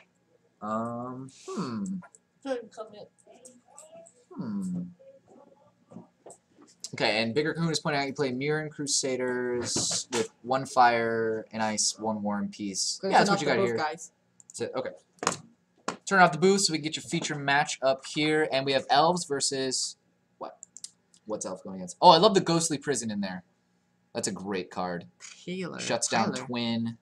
I think it's Red blue don't have a lot of Tezzeret. Tezzeret. I'm not familiar with that archetype whatsoever. I can't say much about the archetype because it's not a deck I see very often as well. Okay. So Ken Callan is back on Mono Green Elves. Mono Green Elves. I'm assuming he's probably made some changes. Made some changes in the Elves list. Maybe we'll finally see. Last time we saw this Elves list, he had a ridiculous number of mana dorks out, but they never ramped into anything. And that was really disappointing. Back to the deck list. I definitely agree with Talia. Great card. Sydney has a crush on Talia. I do have a crush on Talia. We'll show you. Remind us, and we'll show you Sydney's binder page dedicated to Talia. He has like 12 of her in every conceivable language. 9. Some languages, some of the languages are just made up. They're just gibberish. They're not even real languages. I don't know where you got those cards. Yeah, the Dryad Militants definitely help. Definitely help against a cruise and dig heavy meta. Once and Forever King is asking any other good haters. I mentioned Grand Abolisher. Grand Abolisher. Leonin Arbiter. Yep. And now we get the timer starting. Yeah, but Leonin Arbiter is kind of just doing double duty with Aven Mind Sensor. You don't really need both. Yeah, I don't think. I really like I Grand run Abolisher. both actually. I Okay. run both. What else? What else is good? Death in Texas. A Flicker Wisp? Flicker Wisp? What does that accomplish in the deck? What does he run? I haven't seen that deck list actually. You have it open on your laptop. Oh. And Bigger Kahuna made a good point. If you expand your mana base to green-white, it's going to open up a lot more options. Yeah, I do like the white option to be more of a hit bear deck. But let me see your list right now. While the players are shuffling up to get ready.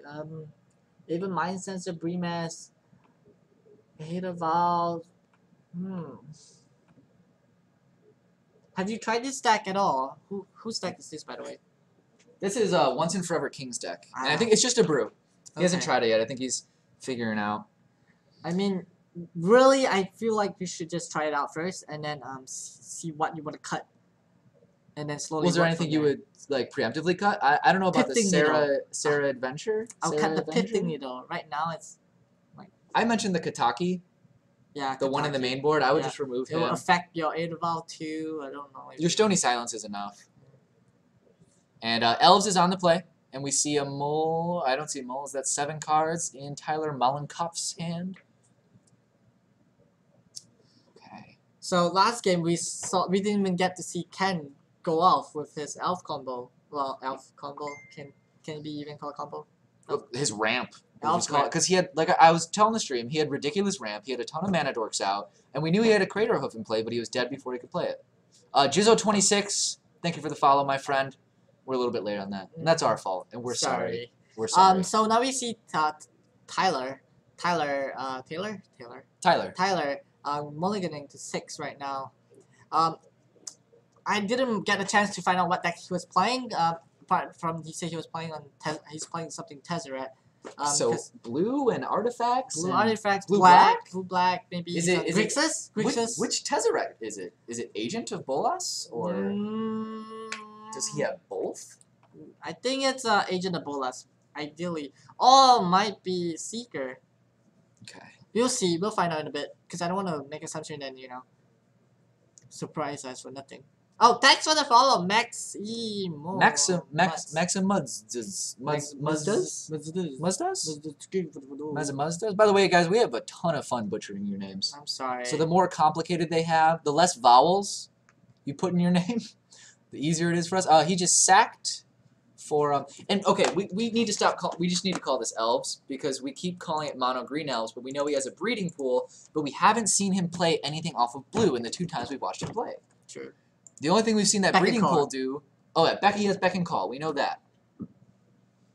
But I don't know. But he seems like so adamant on fetching up this breeding pool every time. Mm-hmm.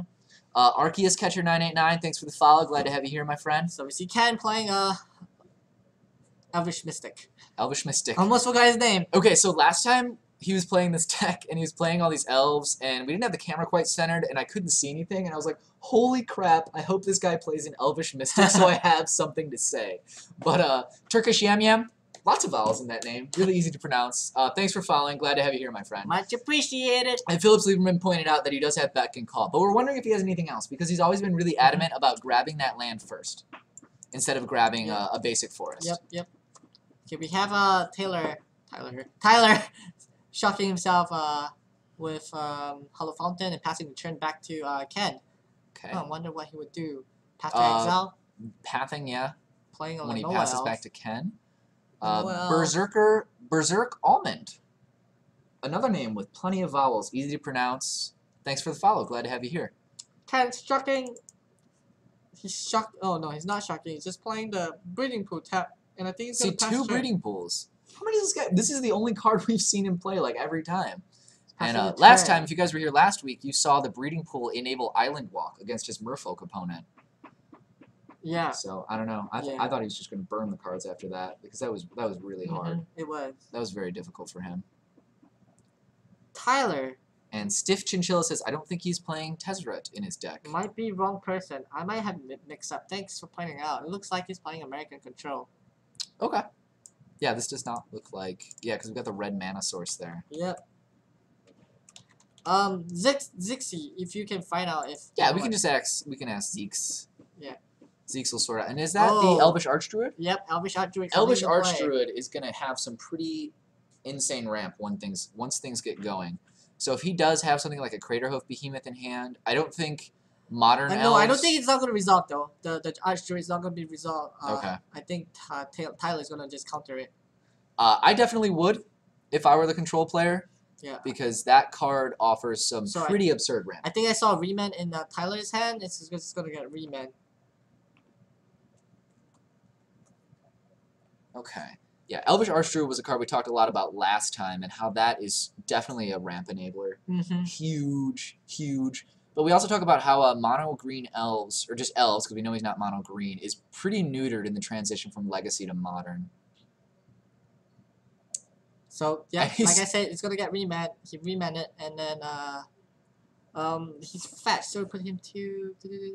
And Zeke's made a good point. He's not going to tell us what he's playing because that would give his opponent that information. So Tyler, the enigma that he is awaiting to. Well, he remands that. It's his turn now. On the draw. Yeah, American Control with Restoration Angel. Yeah, I just saw Resto Angel there. So, Celestial Colonnade passes. Fetches, 10 color fetches, and then Sydney, does your middle name start with a D? Dr. Turp wants to know. What's my middle name? I think they're trying to find us on Facebook because we have our names on the stream. No, I don't have the middle name. He doesn't have a middle name. Yeah. No middle name. And Ravish the Undead says it's neutered because it has no Deathrite Shaman too, and that's True. And also Gaia's Cradle. Yep. No Gaia's Cradle. No. That's a huge card. I wonder if this list has an Emrakul in it because we know Legacy Elves can hardcast Emrakul. Maybe not. Oh no! Actually, Ken said the biggest creature he actually has is only Craterhoof Behemoth. Craterhoof Behemoth, and we see another attempt at the Elvish Archdruid. Oh, and it resolves. And he's gonna sack his Catacomb. Let's see if he shocks. And no, Dr. Derp, Sydney's name does not have to do with magic. Sydney is from Singapore. He's a native of Singapore, so his name is complicated.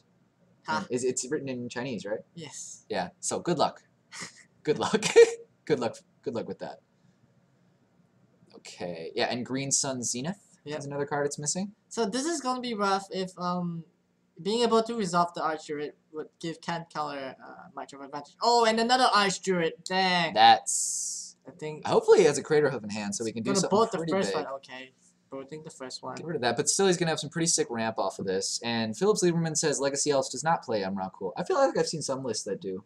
But again, that's definitely not my expertise, so I'm going to trust you on that. Tyler Wow. just passed the next one. The second one. Oh, man. Well, hey, he gets a forest out of it. True. He gets a forest. So that's fun. Let's see. So we've already realized that Jeskai Control has a lot of spot removal. Not good for this deck. Yeah. Not good for Green Elves. It needs some of those pieces. Like, you're not going to get anywhere with just an Elvish Mystic and Llanowar Elves. You're going to go faster, but you're not going to have that absurd ramp that the Archdruid's going to offer you. So I think Tyler here is just going to keep picking away at the essential pieces. Yeah. And Gibboosum asks, is Colin's plan just a hardcast Craterhoof? According to his list, from what we've seen, this is the second time we've seen it in action. It appears so. How did he find Dr. Derp? I don't know how you found Sydney on Facebook. Just I don't even know how to. Find me on I don't even Friends. know how to tag him in posts. Oh well, my URL has the thingy. That is true. And by the way, did you grab the Esper list? No, I haven't. Do you have that up? I believe that was someone with like 1991 in their name. If you want to repost your Esper control list, we'll definitely take a look at that. We'll totally scroll back up in stream and find it once we have a lull, but if you want to make it easier for us, because we'll take a look at that for you. Okay. Go, and now, how does it fare in this board state? What does it do? I don't know. Right now, I think he's able to cast Craterhoof. Wait, no, he cast Card of Calling, and I think he's gonna get Mana Leak. Yep. Mana leaked? Because with so much mana open, and Taylor just know what to do right now. Can't handle that. Okay, and XJosh reposted that, so do you want to grab that Sure. on your laptop Thanks, so we have time to look XJosh. at that later? Yeah, thanks XJosh for reposting that. Click. Yeah, Dr. Derp, now you have to find Zeexy, and we won't tell you his real name. If you no, you don't get his real name. That's the twist. Brofester asks, would you guys recommend trading away my Karn or waiting on it? You probably know more about that than me. Depending on what you want to do. I mean, it's always, you know. Yeah. And we see Tyler plays another Colonnade, passes back to Ken. Those Colonnades are going to come online soon, and they're going to smash through those puny little elves. Yeah. They're flyers too, right? Mm-hmm. Yeah. Yeah, that's going to be a beatdown right there. Oh, he cast a second Colonnade, and I think it resolves. Second quarter calling. See. Oh yeah, Card of Calling. Sorry, I was thinking of Colonnade. So he grabs the Archdruid for the ramp. We see a Resto Angel come in. And I think he's attacking with the Llanowar Elves, which the Resto Angel came in to block. Okay, so that one's gone, and he's going to have that as an attacker on his next turn. I believe it's a three body? It's a 3-body, 3/4, 3 power, 4 toughness. Okay, that alone, I don't know what in Mono Green Elves can deal with that. I don't think it has flyers. Okay, so Green is just going to take the tree because can block that flying So it's angel. going to bring Ken down to 14. Yeah, Textuk mentioned, well, he gets ambushed by Resto. Jeez, yeah, this is a kind of a jeez moment. Yeah. When you're like, maybe I can get 2 damage in. All of a sudden, a Resto Angel's right in your face, eating your elves. Let's see what Ken, he's trying to throw Arbor down. Elf. Arbor Elf. It's untap any forest. Untap a forest. You control. Okay. Oh, untap a forest. So a little bit more ramp, not too much, just adding 1. Unlike the Archdruids we've seen that have been getting destroyed, but we do see one right here that made it onto the board. Do you think he's going to be able to do anything with that at this point? Not really, I don't think so. Yeah, untap target forest. So any forest. Archdruid is going to swing. Oh, and another Resto Angel can come into play to ambush the elves. And that's gone. oh, poor Archdruid. So there goes his ramp. He was going to be able to add, I believe, 3 mana per turn. And I think But at this point, he can already cast a Craterhoof. And I think we see a Colonnade coming online, swinging in for 3, 6, and how much is Colonnade? Colonnade is a 4/4. 4. So yeah. swinging in for 10. Hey, look, they're doing their life totals for us on a cell phone. That's great. So convenient. Bigger Kahuna says, I think a more aggro version of Elves would fare better. What would you put in an aggro elf list? Be interesting. The Elvish Archdruid, I mean, he helps the beatdown. He gives the other elves +1/+1. It's just not enough when you're Your when opponent you're plays swinging so the many, yeah, Resto Angels. and your opponent is playing so many spot removals because American Control has tons of spot removals. It's and got Path, it's got Bolt. Lightning Helix if he's playing any, and then he has this ambush by Resto Angel. Oh, that's just. And Gibuzum is asking, does Colin have Azuri Renegade Leader? I don't think we've seen him come out yet. Yeah, don't worry guys, Callan's gonna post his deck list tonight on our Facebook page, so do pop by over to our Facebook page and like us to see his deck list. Is that, what was that first printed in? We see another Lenoir Elves by Callan Azuri would be a pretty good card. after casting Back and Core, He'd get the mana. and then now he's drawing again. So the trigger is coming off from Back and Core. Well, that's how he's drawing his cards. Okay. Yeah, I see Azuri. Azuri would be a pretty good card for this. The 5 mana cost to give all the other elves 3/3 and trample would not be that difficult to get. I mean, yeah. If you have a good board state, you can get all those elves down. You could really just get that by tapping an Elvish Archdruid. Yep. Okay, let's see what Ken Collins gonna do. Yeah, he just cast back and then just cast 2 elves to draw 2 cards. Okay, well he doesn't have to be afraid of. Oh, he's gonna scoop. Well, All right, so it looks like we're gonna go to game 2. with American Control getting the game win. So what do we?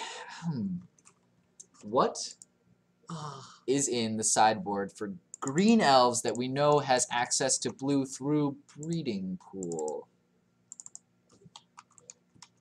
I don't know. I feel like really blank right now that, I don't know his list very clearly. Yeah. But I think he might want to side out some of the mana dogs because knowing his opponent's playing boats and then playing red means they will have Anger of the God, Pyroclasm to bring in, and maybe even because it's 3 color, Engineer Explosive will just wipe out his board easily. So maybe he might want to cut a few on the mana dogs and bring in maybe bigger creatures like Optional Bailoff if he plays any. Okay. But then again, it would affect the whole Archdruid combo with, Archdruid being able to tap for more mana if you have more elves in play. But I don't think he can afford to do that. Because Okay, well, let's try to get, if Zeke can have a look, or if we can see some of these sideboard cards that are a bit difficult to see. But I actually do think I see Azuri Renegade Leader. I'm almost positive I saw him.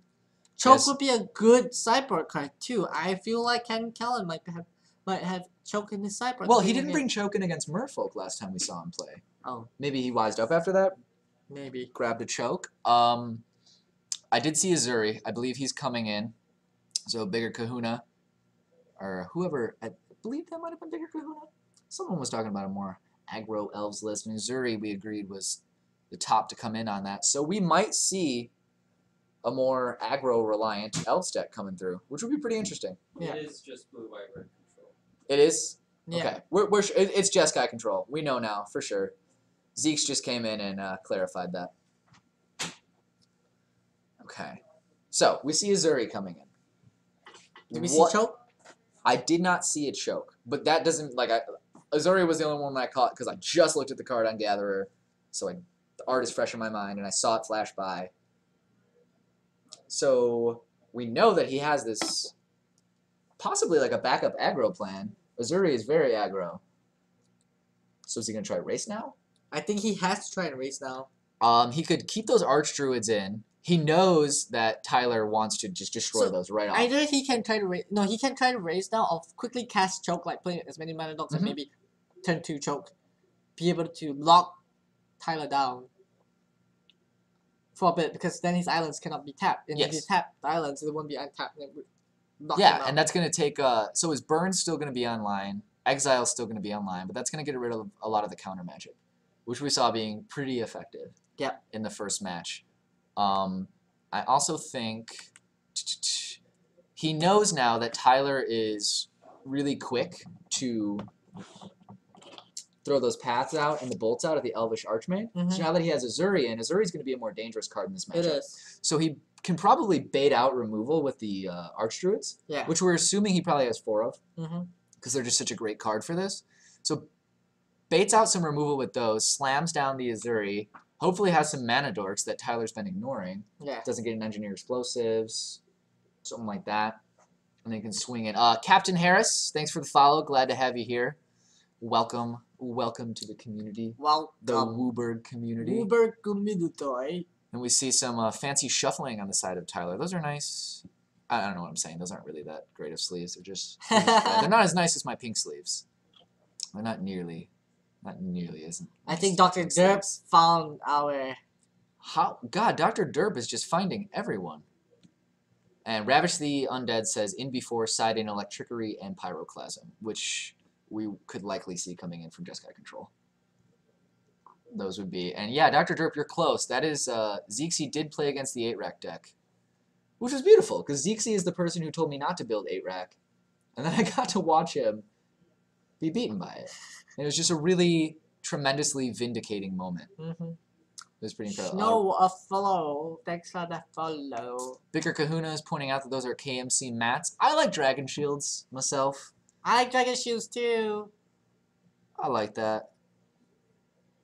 Once and Forever King asks, perhaps the most provoking question I've read all night, but can Dr. Derp see why kids love the taste of Cinnamon Toast Crunch? Ooh, I could do some Cinnamon Toast Crunch. That was kind of a ridiculous advertising campaign. I question the efficacy of it. Okay, right now we're gonna have Ken Callan on the play. Do you think? Oh, Tyler's going down to 6 right now. He mulliganed that hand pretty quickly. Didn't see anything he liked. I also think he just has so many answers to what Ken is doing. He can afford to go to 6 to find at least one of those. Yeah. Because if he's got something like that removes a lot of those 1/1s. Pyroclasm? Yes. Pyroclasm, Pyroclasm Electrickery, or Fogbolt even. Fogbolt can deal with those 1/1s easily. Yes. Yeah, Electrickery, Pyroclasm, those would be pretty devastating against Ken, so I'm assuming he's mulliganing to potentially find one or both of those cards. Because he can hold on to that. Yeah. Wait till the board state goes. Before Azuri ticks him up, or before the Archdruid ticks him up, boom. And then they're done. Wow, it looks like Dr. Derp found out Zeke. That's pretty impressive and somewhat creepy. Okay, Tyler's keeping his hand, and then Ken Callan leading with a Viridian Catacombs, and his fetching going down to 19, getting a Forest. Okay, good night, Dr. Derp. Dr. Derp says he's going to bed. Okay, good night, Dr. Derp. And he says he will find more people soon if anyone wants him to. Okay.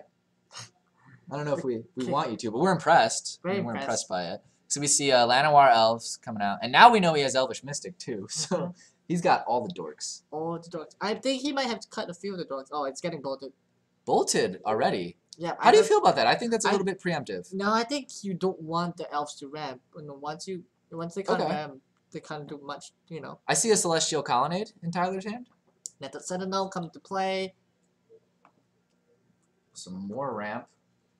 Well, if he doesn't, well, he's not going to make him not ramp. He's just going to ramp less. Snowwalfo, thanks for the follow. Glad to have you here. Welcome to the community. Going to 17, and we see an Archdruid coming into play, not getting countered. Okay. 17 from the Netted Sentinel. Swings in with the Archdruid then? Putting Tyler to 17. Okay. Yep. And because it's a 2/2, and the Archdruid pumps it. I see a Snapcaster, so if he's got a 3rd land, he could Snapcaster Bolt the Archdruid. Zeke let us know that he has a handful of lands, a Helix, and a Resto Angel. The lands, honestly, it's not bad to have a handful of lands when you're waiting on that Colonnade to become active. And he's got the Snapcaster. So if he... But ideally, early games, you want to have more reactive spells. Well, like we said, he can Snapcaster Bolt and get rid of that Archdruid. And as we've shown, he's shown that he's prone to do that. He really wants that. Yeah. So I think you're right, Brian. Yep, we're going to see that play. Bolt. Hey, I made a right call. Oh my god. I can see the future. This is wonderful. Okay, returns Ken's turn.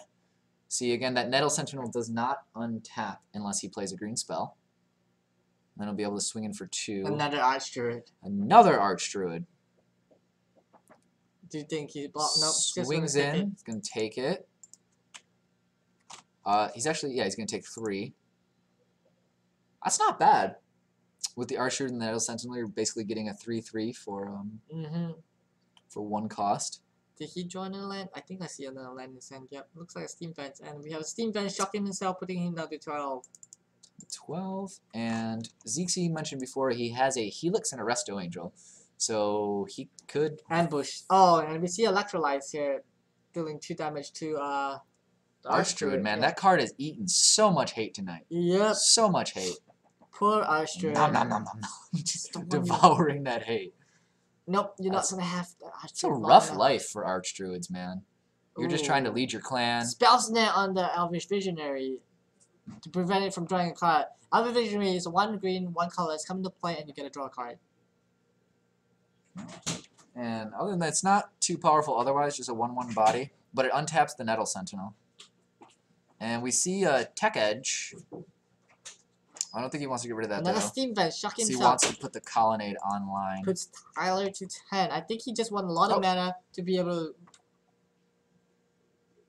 to. What? He won the first round? Yeah. So it's. Oh, Yeah. sizing is off. We have to make it larger. Oh. Do that. Sorry, we're fixing technical And difficulties right we now. see the Snapcaster swinging in. Yep. So he's going to be down to, Ken's going to be down to 15. Do you want to take care of that? Yeah. Yeah. We have met 15-10. And like I said, they're keeping track of it for us on their cell phones. Quite nice of them. Very nice of them.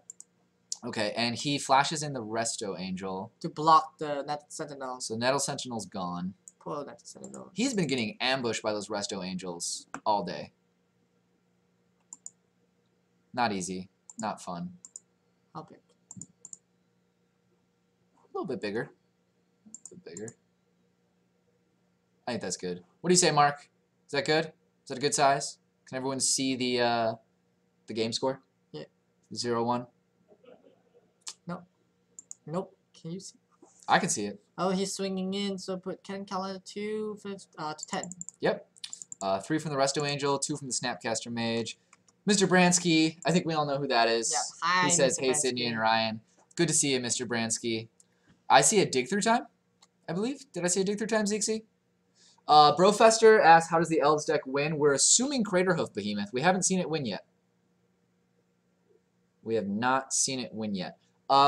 He did side in an Azuri Renegade Leader for the beats, but we also have not seen that yet. Helix, Lightning Helix from Tyler, and then swinging in. So he's down to 2. And look at the handshake there. And that's it for Elves. Yep, swinging. No, Helix does 3, put him down to 7, and then Angel is it's a 3 power with 2 Snapcasters with 2. Yeah. So I think Ken just might have scooped, even if that wasn't lethal. Because he didn't have anything on the board. It was And lethal. He knew. put he him to knew. 7, then that's 7 damage total. Yeah, he knew he could swing. He had the Yeah. Celestial Colonnades down. Boom. Yeah. And do we have another round after this, or is this the last round? Bit bigger and center it. Do we have another round after this, Sydney? Don't think so. That's the last round then. But we got 24 minutes left, so let's see if we can get another match at the feature table. Yeah. Maybe Is this Storm? big? If Storm is playing? I'm gonna see if Storm's playing. Is this big enough, guys? It's good. I think it's centered. Looks centered. Looks pretty centered. I'll be right back. All right, I'm gonna bring my beautiful face back up. Okay, and Bigger Kahuna says, Elves. The opponent has to mull to 3 so Elves can win. Yeah. I think Ken's in the process of working this deck out. I'm assuming he's a player. He likes Elves. He's run it here several times, and I think he's just trying to find a way to make it work. But as we could discuss previously, there's a lot of stuff that Elves. There's a significant amount of cards that Elves loses in the transition from Legacy to Modern. Icy Pie asks, any Gristlebrand Reanimator decks running around? Modern or Legacy? I think Mark would have the answer for that on Legacy. I know he's a staple in Sneak Show. Lets you draw all your cards until you get your Emrakul and your Show and Tell. I wanted to run really crappy Sneak Show-ish Modern artifact deck with Master Transmuter. Allows you to tap Master Transmuter, and then you can bring an artifact card from your hand into play. So I was going to do like, what was I going to put? Oh, Blightsteel, Darksteel, all the really cool giant robots, like Iron Giant. Icy Pie Legacy is tomorrow night with Mark. You get to meet Mark. I'll be there too. Yeah, And we'll have Zixi looking at people's hands. I'll be looking at everybody's. That's what he does. Can we see your hands? Can you show us your hands, Zixi? Go on. So those are Zixi's hands. He's been looking at other people's hands. It's something he does. It's pretty much, it's a hobby of his. I go to school with him. The stop play is done. We're at the same university. He sort of just goes around, looks at people's hands. It's creepy. That's my major. He strokes their fingers I sometimes. major in finger And he stroking. says, "God damn, I'd love to put a ring on that," or "I'd love to crack your knuckles." Never rings. Rings are the worst. Okay. This way. Because they hide Okay. part of So, your finger. Dark Wars 99 asks, "What do you people think about playing 4 gutter snipes in mono red burn legacy?" I don't play Legacy that much, but you can ask Mark. Yeah, we'll ask Mark. We'll ask Mark that one. Bobby H97 says, "Too slow for gutter snipe." Futility _ JP says, "What's your favorite modern deck and why is it restore balance combo?" I don't know, but my favorite modern deck is the Martyr proc deck that Sydney built me. It's a very hateful, slowing white deck that revolves around shutting down your opponent until you can proc Martyr and swing in with a bunch of Sarah Ascendants. And it's got a lot of cool 1-drops. Oh yeah, Mr. Bransky says, noting Sydney's hat. So Mr. Bransky, you know, I thought it was 2 hats, one that said naughty and one that said nice. It's gonna be really cute, and we were going to both wear them. But Amazon sellers are deceitful bastards, and it's 1 hat that says naughty on one side and nice on the other side. Is my face telling you? Futility JP says that my face is telling him that I think Restore Balance combo is better than Martyr Proc, but that's not true. What about my face says that? Where are you reading that? What are you reading that? Is it the eyes? Like the gentle, graceful curve of my left upper lip? No, I love my Martyr Life Gain deck. I love it. I have regular Soul Sisters too. That's a pretty great deck. I mean, not great. Great. It's just fun. It's fun when you have like five of the sisters in play, and then you drop in Elspeth and keep gaining life. It beat Bogles. It beat Mr. Bransky's Bogles. That was an incredible moment. Anytime I can beat Bogles. But do we have anyone that we can switch over to the future? No, everybody's pretty much done. They're Okay. just playing on the decks right now. Don't forget to tune in tomorrow, guys, because Mark will be back on with Legacy. I think, Mark, are you coming back on tomorrow? Yeah, should be. Yeah. Tomorrow for Legacy. 7:30 Legacy start time. Okay. Tune in. And did you see if we could take a look at Andrew Beckstrom's? Do you guys want to see Andrew Beckstrom's deck list, or do you guys want to see that deck? A very well-known professional player's blue-red Splinter-Twin. I know there was some pretty. Think he's still playing? There was some interest. There was he's some still interest in that earlier on in the night. Unhilly Jesper 360. Literally no one vowel in your name. That's just why do you do that to us? Thank you for following. We're really glad to have you here. Welcome to the community. And Dr. Blondie, just as well. Thanks Really for the glad to have you follow. here. I'm gonna switch your hat back to naughty. I'm gonna switch that back to naughty. And then, yeah, we'll see if we can get a deck tech tonight. Would you guys like to see Blue-Red Splinter-Twin courtesy of Andrew Beckstorm? Uh-oh. We've got the Treasure Cruise ban thread going on in chat right now. Treasure Cruise needs a ban, sir. Well, if they ban Treasure Cruise, then we wouldn't be able to get our foghorn sound effect. Yeah. And that would make it easier for us because I don't know how to do that, and I don't know if I really want to learn how to do that. So they should probably just ban Treasure Cruise so I don't have to do that. I would like them to ban Treasure Cruise so I don't have to fulfill. Sorry, Fertility JP, there's no restore balance deck tonight. He's in love with what is the restore balance deck? I'm unfamiliar with it. It's like a cascading deck, like Living End, but it restore balance. So usually you play a lot of suspended creatures in play, and Okay. one of the restore creatures that restore balance has, you can remove for each permanent remove, it will reduce the counters. Oh god, looks like we're gonna get burned at the stake. More people want a restore balance deck tech, and we don't have one. Let's We print some don't have proxies right one. now. Let's just we could just link to one in chat. Hey, let's take a look at What deck? that guy's 1991's Esper Control deck. What? Balance. Did you see that? Yeah, here. Have it up. I'll open it in a different window. We've been having people send us deck lists, taking a look at them when in between matches. Let's see. Dude, I totally saved that when he sent it. Where's your laptop? It ran out of battery. It ran out of batteries. Oh my god. And oh, we have hashtag fetchlands suck coming. Yeah, fetchlands, they suck. I agree, Dev Clock 420. No. No, You have to pay a life. You have to search. Like, what the hell? Magic is already a hard game. I'm not going to sit there and dig through my entire freaking library. And then you have dual lands and basic lands. And I'm like, oh, wow, now I have to choose one of these. If I want the shock land to come in untapped, I have to pay more life. That's 3 life. That's too much. That's already pretty absurd. The struggle is real, guys. 10 times easier than... Dude, okay. Josh, 1991, you are the one who sent us the list. Do you want to link it again? Because I put it on Sydney's laptop, and then his laptop died. So it's his laptop's fault. I'm sorry. We have hashtag free death right. I agree with that. I want that to happen. I think. How do you guys think that would affect this elves list we're seeing? You make it a Could lot. good? No, Could it wait, do no. anything? Not really, because they don't really put a lot of things in the graveyard. Maybe a land. It's like playing a mana dork. Why? Might as well just give it guys Cradle. It shrinks their graveyard for treasure cruise. Maybe, I guess. Could do some damage to But them. they didn't lose because the opponent treasure cruise. Opponent won because the opponent just ping everything off. Okay, and here we have the actual deck list. We'll open this in a different... Oh, I think I did open this. I just didn't see it because I'm not familiar with deck stats. Sorry for yawning. Deck stats. You don't have to apologize for yawning. If you guys... Okay.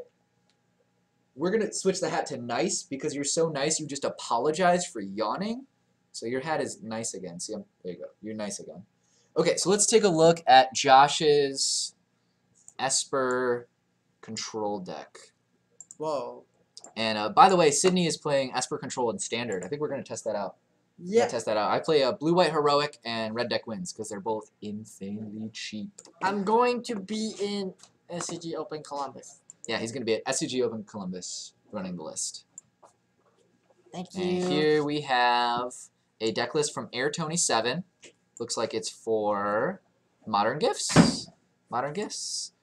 Maximuns wants us to free Bloodbraid Elf. I got into Modern post Bloodbraid Elf. So I don't know what kind of terror that would create. Care to enlighten us, Sydney? What would happen? It made John really strong, but then again, John had Death Shaman as well, along with Bloodbraid Elf. X-Josh wants to know if you can post a link for your Esper Standard. Can you do that on Facebook? I can do that on Facebook tonight. Yeah, if you want. WUBRG's Facebook? WUBRG's Facebook. Yeah, follow WUBRG on Facebook. We post a lot of the deck lists there. Anytime you guys ask us and we can't get it for you immediately, we post it on WUBRG's Facebook. Yeah. Mr. Bransky, I'm not going to thank you for the follow because I know you in real life and you're a horrible person. No, he's not. Don't. He plays Bogles. And he loves it too. He laughs. He cackles while he's playing He Bogles. took off his clothes for me for my photo shoot. Okay, That's so... true. I saw that photo. I don't think Jack knows that I saw it. Which Okay. photo? So we've Oh. got Josh's Everything. list. We've got 3 Path to Exile, some spell snares. Gonna move through the lands here. I'm assuming those are nice, well and balanced. We've got Gideon Jura. That's interesting. Jace, Architect of Thought. Supreme Verdict. Some Manlands, Creeping Tar Pit, and Celestial Colonnade. We have Snapcasters, 3 Cryptic Commands, 2 Remands, some Dig Through Time, some Disfigures, and Forbidden Alchemy, 1 Doomblade, 2 Negates, What is this, standard? Shadow of Doubt, and Timely No, this is Reinforcements. modern. This is modern. This is modern. Just Esper give it Control. back. Oh, Esper Control? How do you feel about this so far? Esper Control? Screw Yes. Extra Gravity, 45. Thanks for the follow. We're glad to have you up. here. I thought you were looking at this. No, that's... Sydney, Yeah, this can we window do is the above modern that. gifts? Like, what are we gonna put in our modern gifts? I mean, I have been You already telling know? X-Josh tell all tons night of people that we're going what's to gonna look go into it. at his list. So what do we think about the list so far? He's got removal and Path to Exile. He's got, I would say if you're going to go control, I don't see any Thoughtseize or Inquisition of Kozilek. You have a lot of great... Nazareth asked, is the tourney over? Yes, the tourney is over now. Are we going to see if we can get deck tech? What kind of decks do you guys want to see? Because right now we have a few players left in the room. Yeah, and they're gonna start leaving real soon. yeah. So Okay, well, we're just going to quickly go through this deck Okay. and make some suggestions. Then we're probably going to sign off for the night. Most people are leaving. And we'll be back Wednesday. We'll be back next Wednesday. And tomorrow, it's going to be Legacy. And there might be squirrels at Legacy. There might be squirrels. if we're lucky. And I might Totally. be here tomorrow playing Legacy. I'm playing Totally Death in gonna be. Texas. Okay, Oh, you are. I would say the first thing that I noticed of this list, really quick, so we don't have super amount of time to delve into it, is some hand hate. Some hand hate. unless he's going the route with control and Mhm. then play planeswalkers want to do spot removals initially and then only sideboard hand disruption post board against more combo decks. Okay, and he 'Cause- says we should look at the sideboard. Where is the sideboard? I don't see the sideboard. I've never used this website, XJosh. All the way down, all the way down. All the way down? Scrolling that. Well, there Yeah, we go. here. Stony Just- Silence, Timely Reinforcement, Baneslayer Angel, Path to Exile, 3 Geist of Saint Trapped, Utter End, the 3 Thoughtseize. Okay. Why utter end? Why Utter End? Why Utter Full End? mana, that's pretty tough. Josh, you might want to consider playing maybe Thoughtseize or Duress or Inquisition Kozilek in your sideboard. He has This- Thoughtseize in his sideboard. Okay, you has have 3 of 3 them. Thoughtseize. We want to play 4 Thoughtseize, some, at least, I want to say 4, 5, 6, 7, or 6, 7 hand disruption, just to bring it against control decks like, Jeskai, Combo, Splinter-Twin, just to get to wreck their hands. Okay, so more hand disruption. Yeah, more hand disruption. I mean, I can see how your deck is going more for the spot removal route with the control What about spells this Gideon and Jura? Verdict. I mean, Planeswalker in the deck seems fine because he's just gonna control the board, try to stabilize towards the end of the game, and then come at his opponent towards the end of the game. I feel with Gideon. Yeah, I see that Gideon being a win condition. And also stalling out for a little while. Who's Ravish Undead? Hi, I'm Ravish Undead. D&T. Yeah, I'm gonna play D&T. I'm not sure if I'm gonna be a feature match because I'm not a very good D&T player. But I do look up to Greg Schaffer. He's my Sydney, you're good at everything you play. So I'm you can mental. stop We're being gonna get you on the feature uh, match. you can stop being Uh, modest. And let's just quickly take a look at the 4-color Modern Gifts deck, which I'm probably going to be completely lost on. Oh, is cool, a this it? mana base. Looks good. We got some man lands in there. Creeping Tar Pit. And then what you'd expect, some mana fixing, 1 tech edge. What do you grab with gifts? Just write them out. I want to see. Okay. And then we see Abrupt Decay, Batter Skull, Damnation, Dark Blast, Explosive, 4 gifts ungiven.